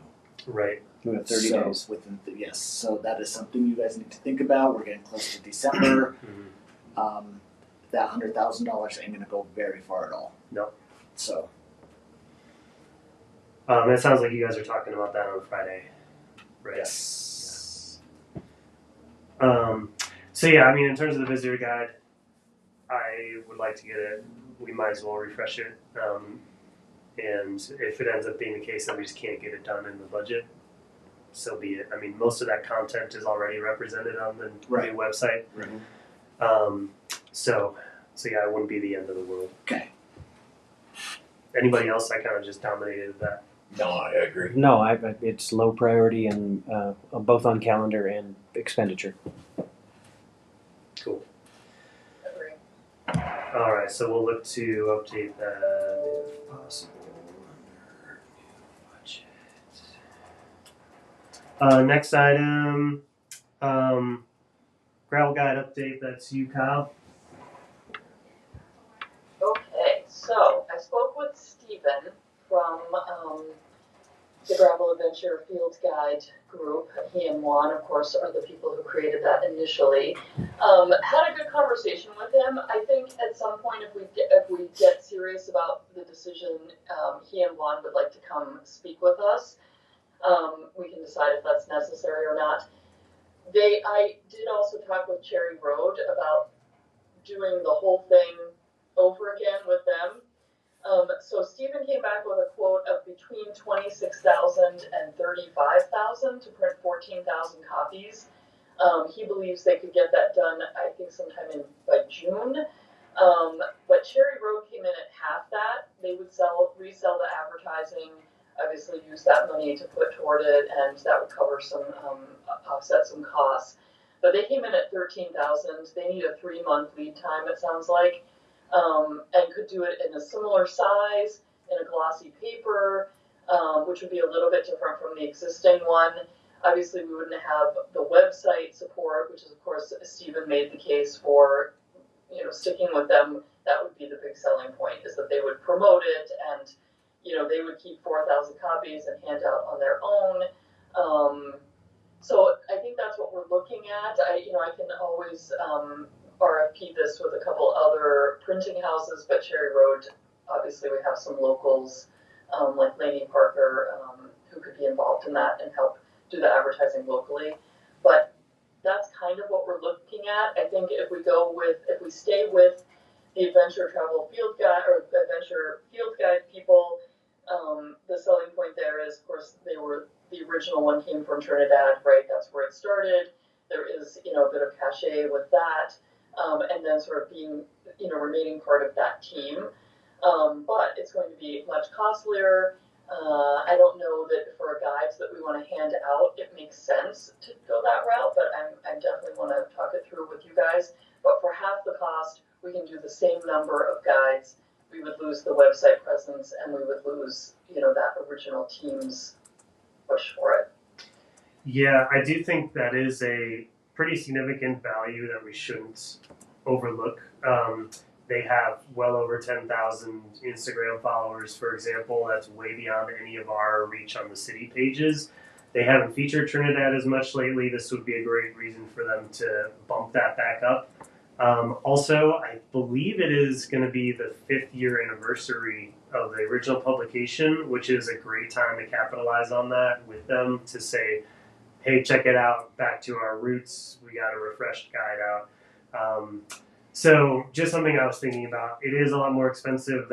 This is something that I think we would try and pursue that grant funding for to offset a lot of that cost. So that would say we get that 20,000. That does include a 5K city match. So it ends up becoming more comparable to the Cherry Road quote. But I do think that is, you're right that it's pricey, especially for very minimal updates. I think Kyle had told me they would change out the outdated ads and fix some of the GPS links, which are a little janky right now. So we're not talking about getting new routes or new content. So it really would just be clean up and reprint. So What do we have to go with the lowest bid though? Yeah, there may be some city rules involved in this. I would say that it's not apples to apples, though, That's true. That is true. So I don't know the best way to approach that. Yeah. Yeah, let me just add that the GAFG guys would update the web page content. There's that GPS component that is a long, convoluted story, but basically involves people for bikes that had some issues with, they sort of wanted to create a Strava type offering, and that fell apart. And so the GPS collection would need to be updated cover color, They had a question of whether we replace or revise any routes. I think that the 35,000 price does include some of that. There's some okay. route work, new photography, web update. The 28,000 would be more of very minimal updates. And so, yeah, but still, 28,000 compared to 14,000 or 13 to 14,000, I think is significant. Let's see, I think book layout revisions and map topo. They do a local listing section and update that, story content work, route work, new photography, web update, and content export, and distribution to 75 plus bike shops, which they also felt was a huge, thing in their favor. 9,000 would remain in town of the copies, 4,000 to bike shops. Sorry, they'd only keep 1,000. That was my bad. So they'd keep 1,000, 4,000 would be distributed to bike shops, 9,000 would be in town for us to hand out to whatever. Yeah, and the updating of the webpage content, updating the route codes, local listing page, replace the external, and then they would also replace they are assuming that we would re-up the ads. So I think we want to get some clarity on that, because Cherry Road was saying they would just go out and sell the ads and make that work. JFG is saying replace the external advertising with new content.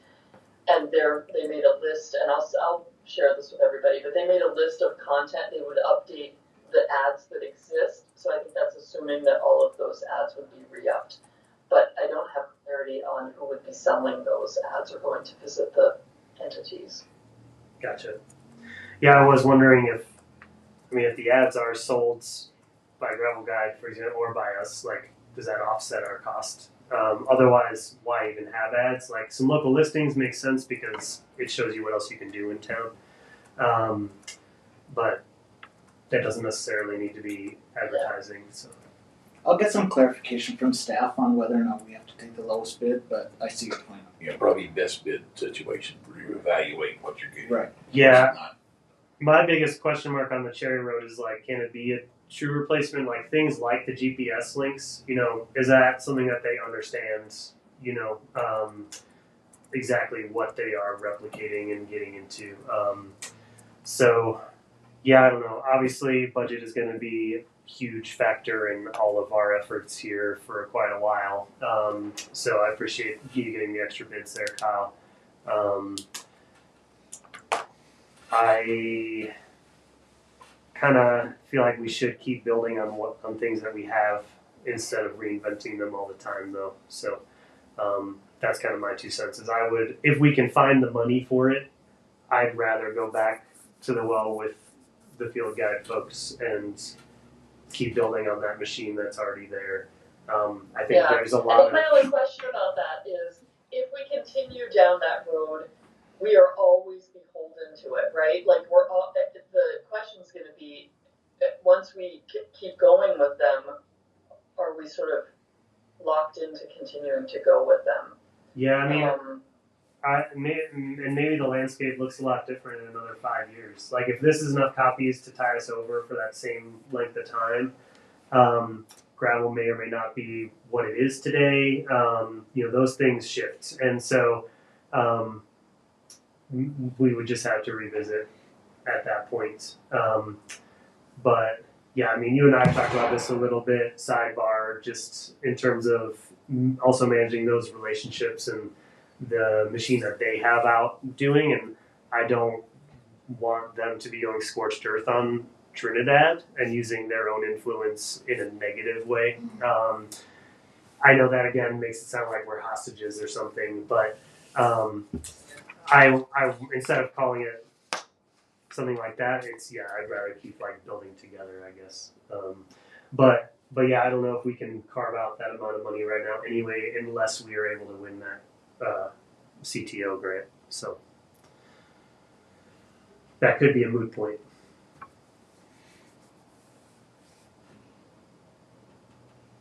Well, yeah, will you just share out that info,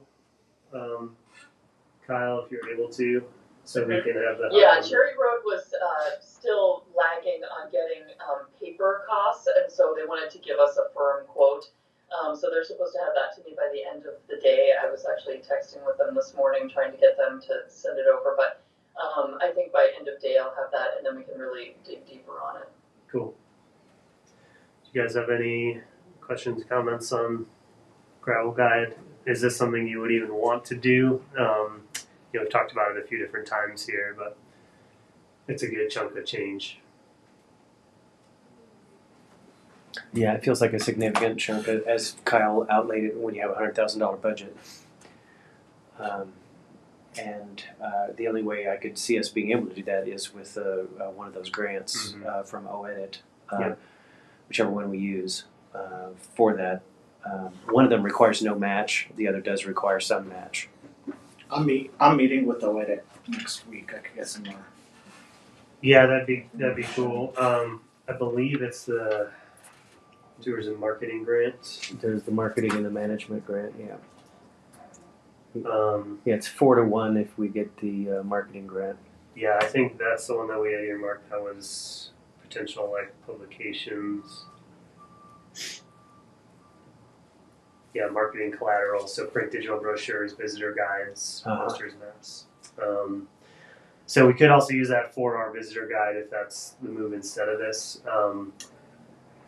I do think this is a pretty powerful asset, just based on the amount of people I see coming in who already have used it, who have a copy, who want a copy from me, which I haven't been able to give them. So yeah, I know cycling is just one component of the tourism thing, but this seems like something that is working. So cool. But yeah, I do think either way we probably would be looking at that grant with that in mind, whichever vendor we might choose. And the application period is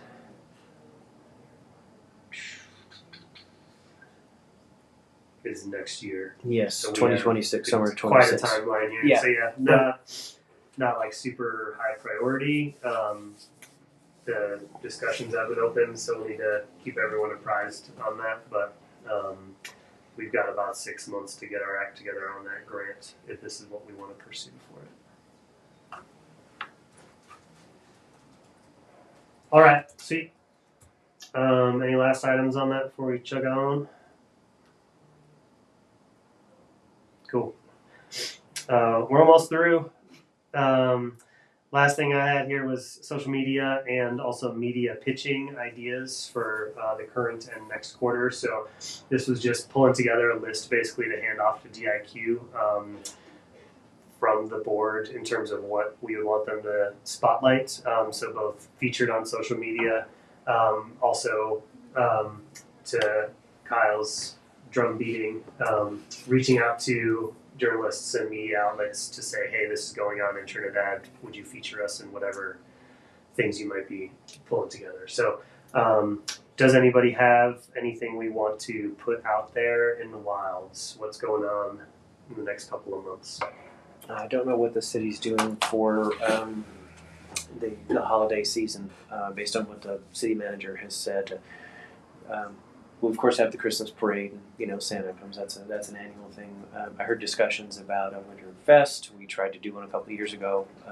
Wasn't well attended. I've also heard talk, and I can't source this for you. I don't remember who told me about a skating rink as part of that, and I just don't know where's the best source of information for us to tell them here's what's going on in the Thanksgiving Christmas season here in Trinidad. Mm-hmm. Yes, that was going to be my exact comment as well. There needs to be a repository, a place where locals can upload, add, let us know. And what would that be? Right. Well, yeah. The city manager talked about festivals, and I just don't know who's planning this. Not us, right? Is it the city? And if so, where is the pipeline for us to know about those festivals that are city sponsored? So Fancy Spider was its own organic thing that came from an outside group, which we also supported. But and so that's part of what I'm getting at here is we all have our ears to the ground, but I do think there's some answer to that. For one, the new events thing moving forward into 26, I have a lot of questions about that as well. Mhm. That's what I was trying to kind of Mhm. get at when we were talking to Tara. Is like, okay, apparently things are just happening using lodging money. What does that mean? What is it when? Yeah, right. exactly. Yeah. So, but I think that's going to be looking beyond holiday season here. I do know there's a New Year's Eve party that Main Street Board is planning. That's happening. I hear about that too. Yes. So that's something that we could potentially promote. I mean, that is a more local focus, but maybe it's a regional pull potentially. Or maybe we just talk about New Year's in Trinidad. I don't know what. Maybe the lounge has a show going on, but we could maybe make a little. There could certainly be like a social, few social posts about that. Right. Sure. And I'm sure they have holidays on the docket already. The in a bazaar, general sense. the Christmas bazaar. Yeah, then there's a Christmas market Mhm. thing happening as well. Right. So in utilizing our radio on the 3 stations we're on with Phillips, same thing we did last year. The copy will be just pushing, check the website for local events, come shopping, basically talking about the positives there. It would help to have, like you're talking about, a little bit better pipeline on what the city is doing. It's hard to get into specific events because you don't really do much justice when you just mention that it's happening. So it's easier to push them to the website to get better information. But you can definitely push in general. You're talking about a radio station in Raton that we broadcast on KCRT here, and then their talk station. But you start to talk regional and getting people to come into Trinidad and shop, as well as those that are maybe passing through, going to the ski slopes and those areas. But it's easy to push them to the website to get specific events, but you can definitely pump. We've got a lot of places to buy, really cool gifts and things to see while you're here, and that's what we continue to do. Do you have an idea about where to tap into whatever the city is planning?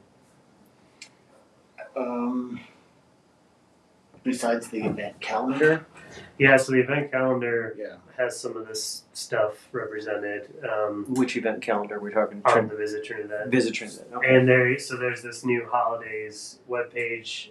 I'm looking at the draft website, which is going to be live here soon. it's live. The website is live. So if you just go to Visit Trinidad, The new one? yes. No, it's not. No, Oh, are we talking about the holiday one? Yeah. So they have it on the new page as well, on the new website. So yeah, that talks about Christmas cash and places to use that, but also if you scroll down, there is a holiday events section. So that's not necessarily all stuff we would have for outsiders, but it has Mount Carmel Christmas Market. There's an escape room, Miracle on 34th Street coming at Main Street. Right. So the assumption is that DIQ is mining the same information since this is through them, and so we should expect to see something about all this stuff in our socials already. It's likely, yeah. But I just want this to be a regular agenda item for us to make sure that they have the things we want out there promoted. If they're missing something, we can bring it forward. So Yeah, that's Q4. I don't know what to say about Q1 yet. right, Q1. Do we have any things that we know are annual that we would want to start promoting Q1? In the cycling world, Pony Express it's a second quarter event, but we would want to promote it in the first quarter. So, pardon me. But yeah, maybe too soon to put that in front of them right now. Anyway, so we could probably hold on the Q1 discussion for St. Patrick's Day Parade. Right. Yeah.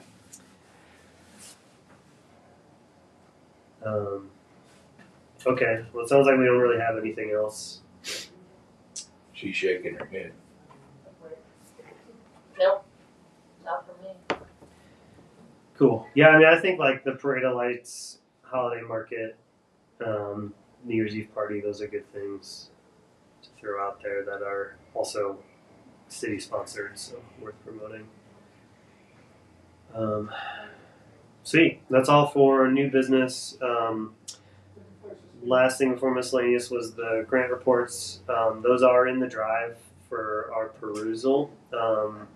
So Mount Carmel, they did a concert series, 5 shows I think, at Blandina Gardens, and then Fancy Spider we're all pretty aware of.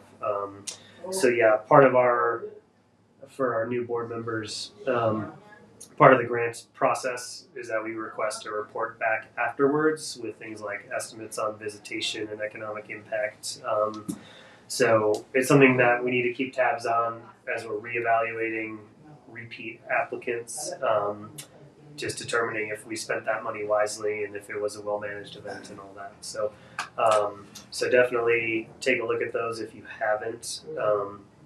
And I don't know if we have anything else we want to discuss around those. Or Yeah, a comment on Fancy Spider's promotion is probably the 8 years I've lived here, one of the best promoted, consistently promoted events. And you know, it's sad that had to be an outside entity that came in to do that, and the city's not able to promote events as well as they did. But it was very well done, using you know, secondary, tertiary sponsors in their ads, you know, included talking about it. It made it real. Cool. That's my comment. Thank you. Yeah, it seemed like they did a good job.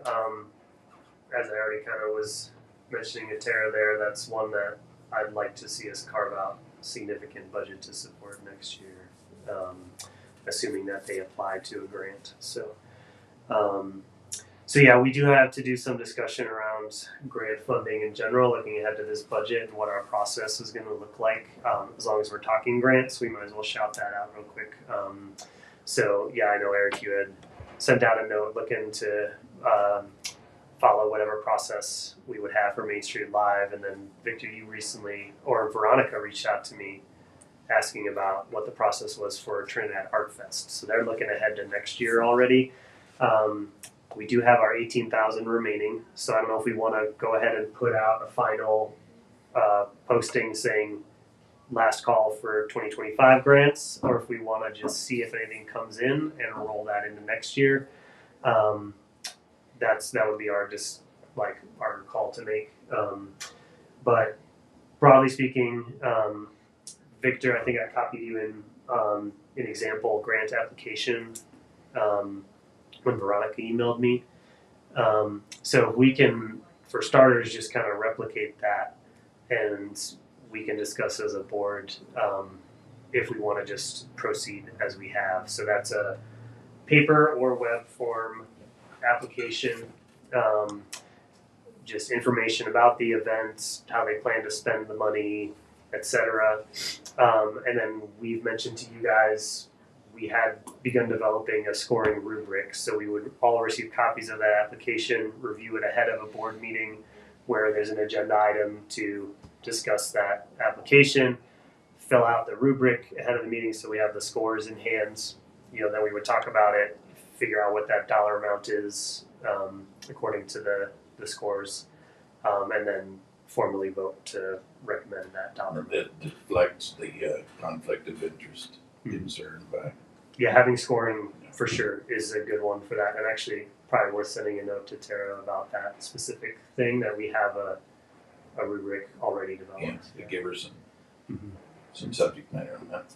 So if that sounds like an okay process, this past year, I think, you know, with all the changes, the timeline kind of got wonky. So Tara mentioned, like things kind of just trickled in at will, and then the money was all gone. Previously, Marty was issuing calls quarterly. So we would probably look tail end of December to say Q1 is open, apply by this date, and then we have everything in to discuss. That is up to us. We could do it on a rolling basis as opposed to that, but in terms of budgeting, I think it makes a lot of sense to do quarterly applications out of our chunk of change that we have for grant funding. So that would basically put us at much was that?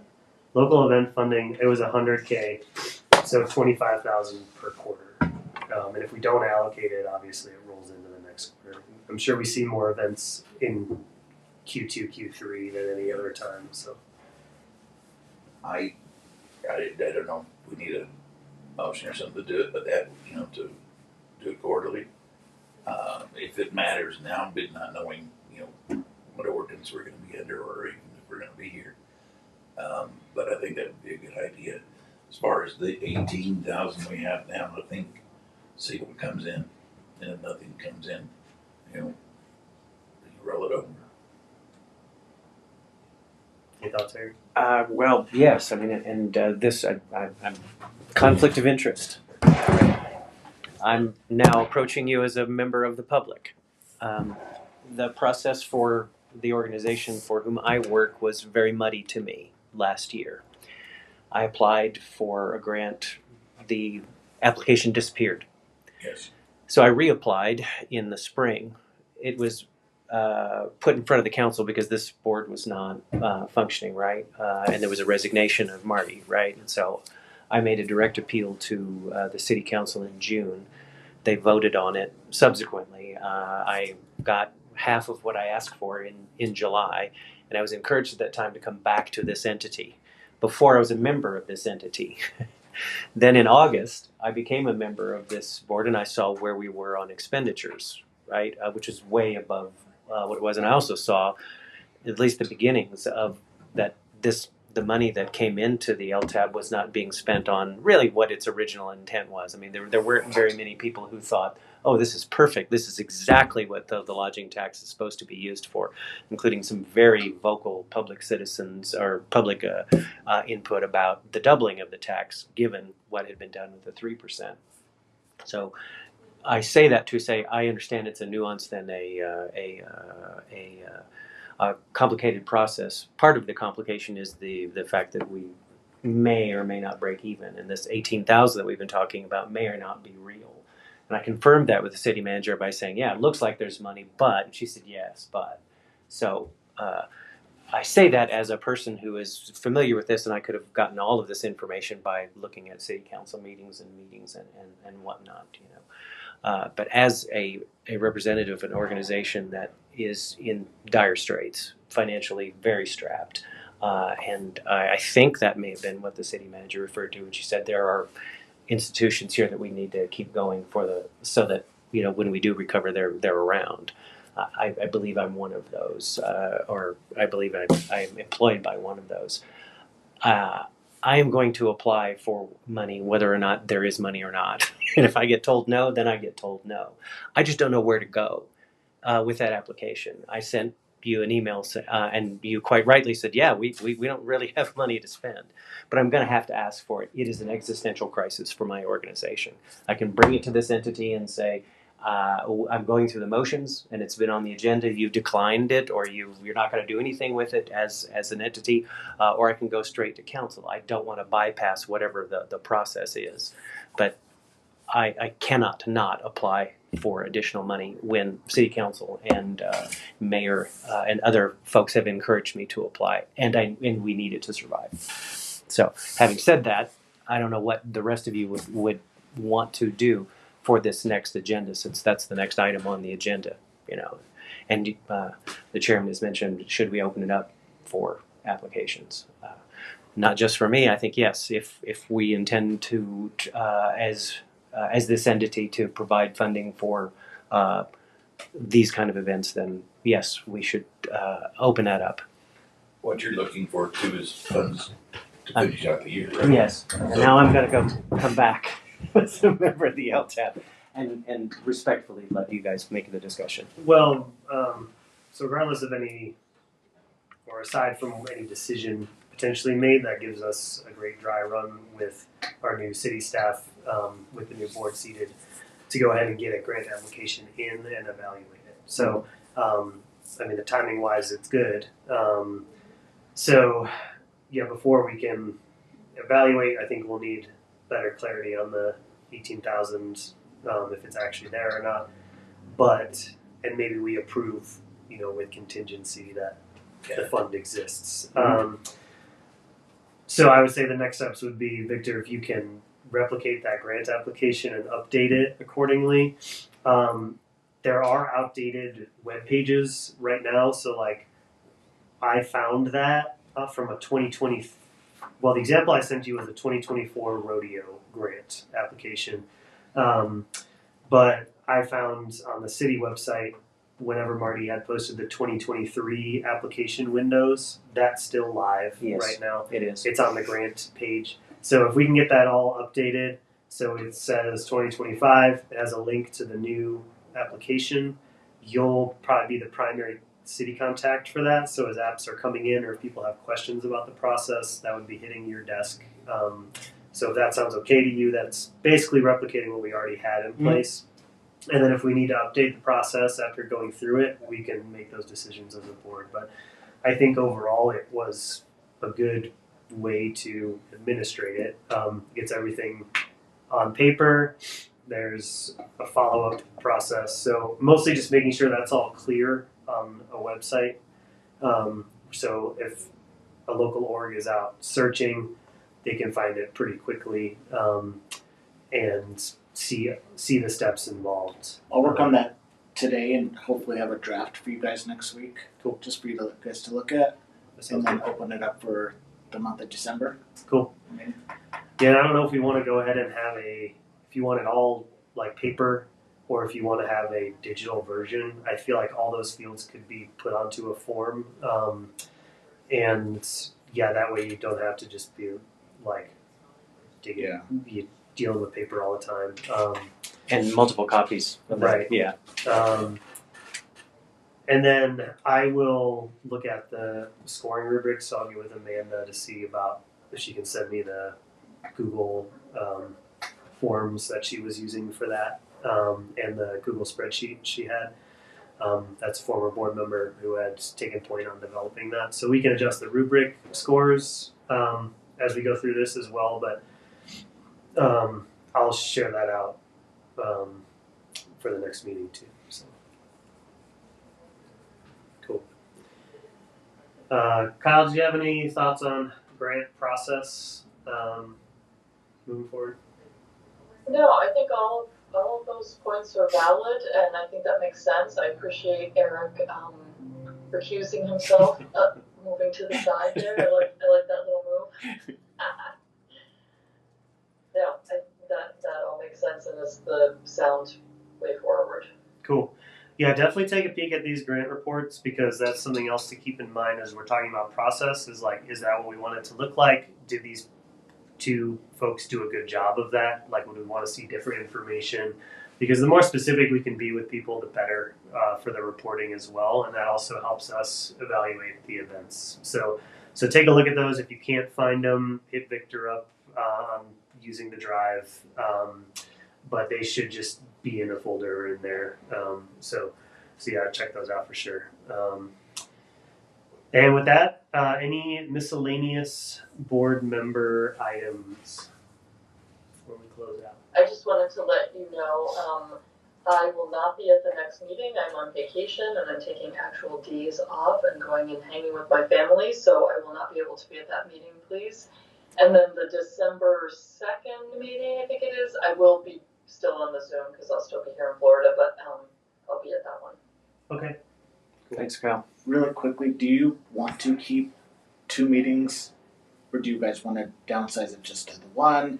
Do you guys want to keep the meetings here, just the one time while DIQ's here? Do you want to continue having them? Is it going to be confusing to go back and forth to Space to Create to here?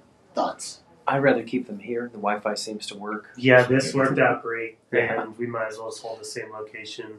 And again, I think the 2 meetings are vital to us being able to.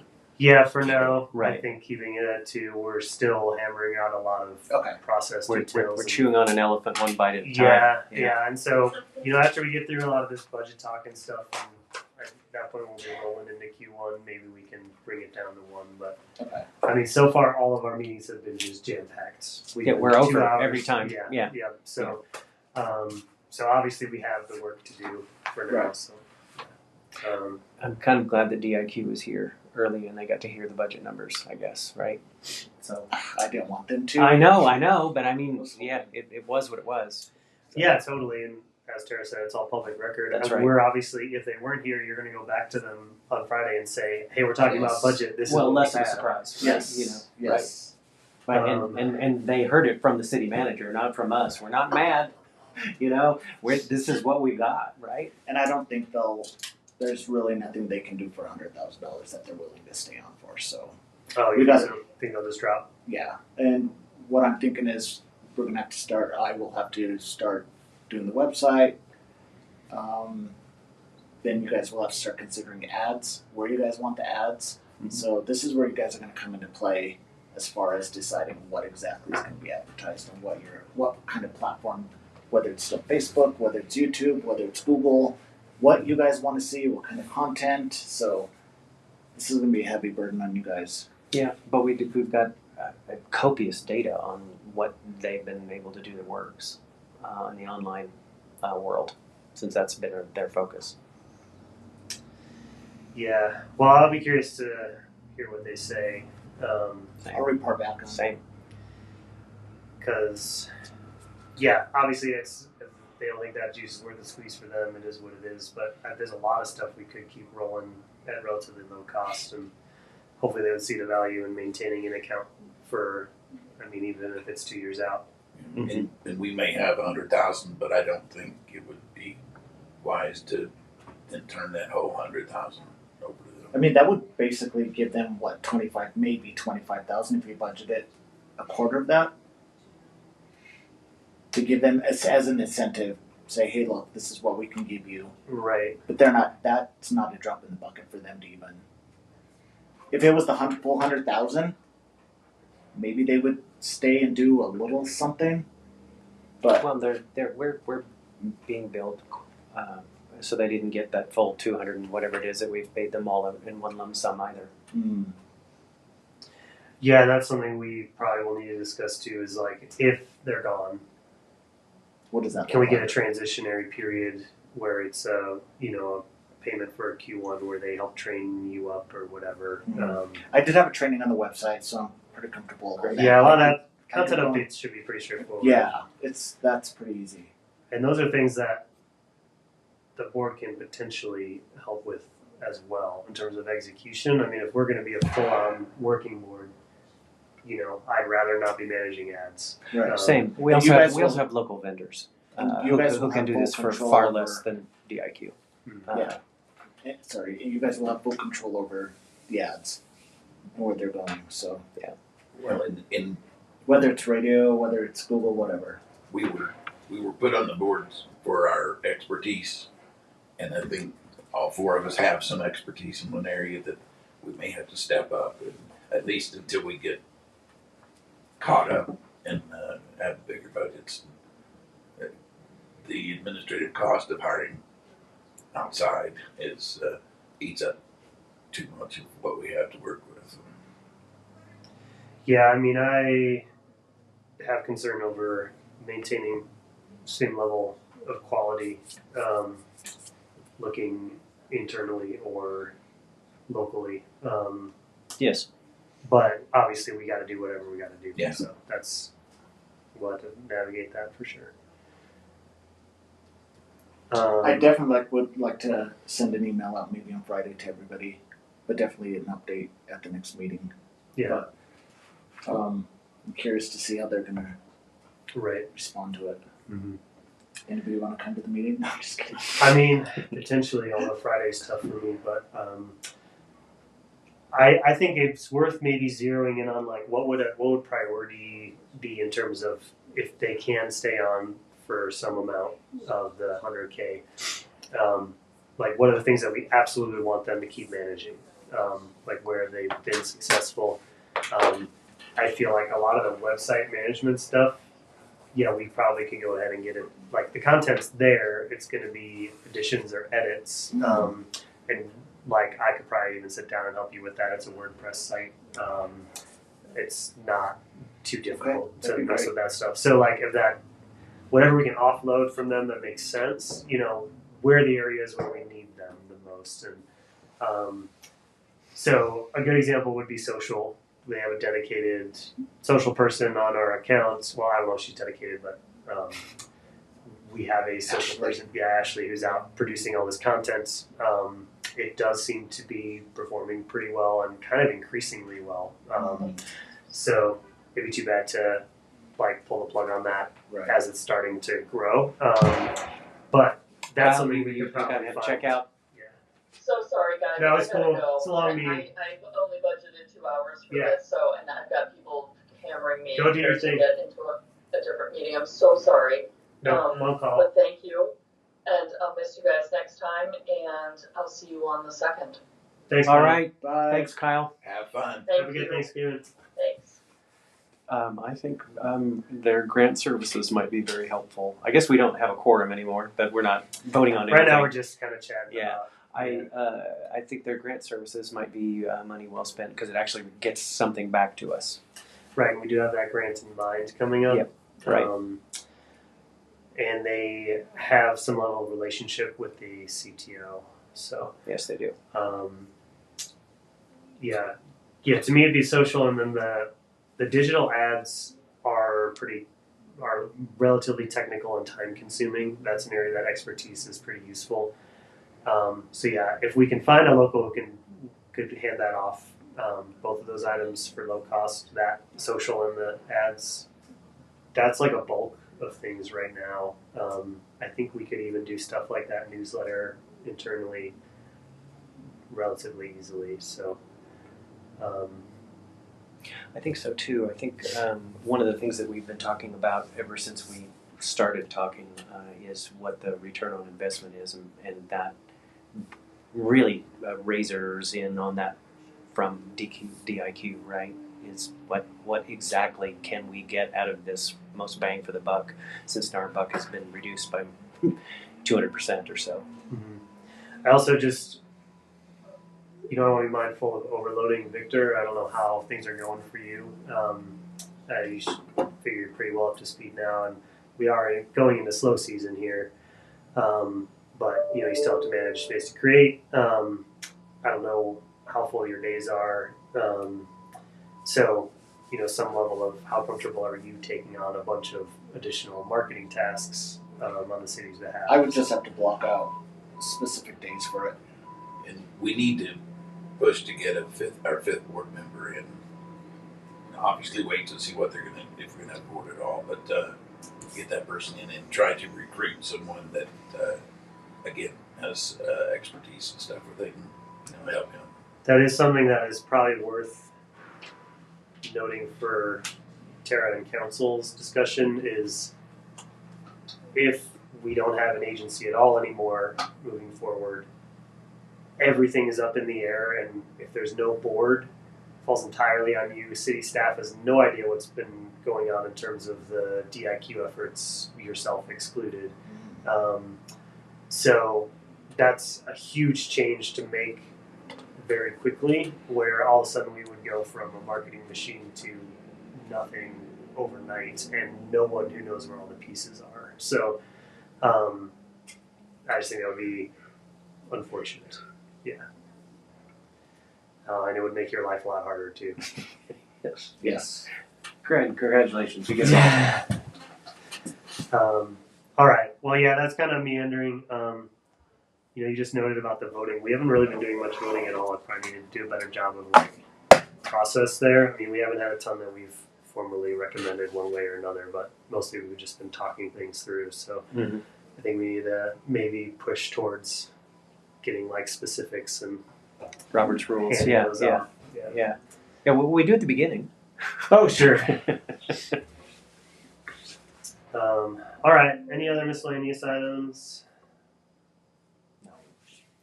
Like Kyle, I've got to jet out. Yeah. So for our next meeting, I mostly have budget discussion on there. There's gonna be a lot of aspects to that, and then DIQ is a big. That all rolls back up to the same thing. So The applications, I want to try to get that done this week. if there are any. yeah, and then grant applications and grant process. So. All right. Thank you, Victor. All right, thank you guys. Make a motion. Secure your space above all. What's that? Make a motion. It's nice to be. Oh yeah. Can I get I like it a lot better. Well, we can't vote, right? Yeah, Well, we got- we have three. we have Yeah. three. You can just You have a quorum. gavel We us have out. 3, 4 doesn't. Can I get Three is a second? Well, it's for second. All right, all in favor? Aye.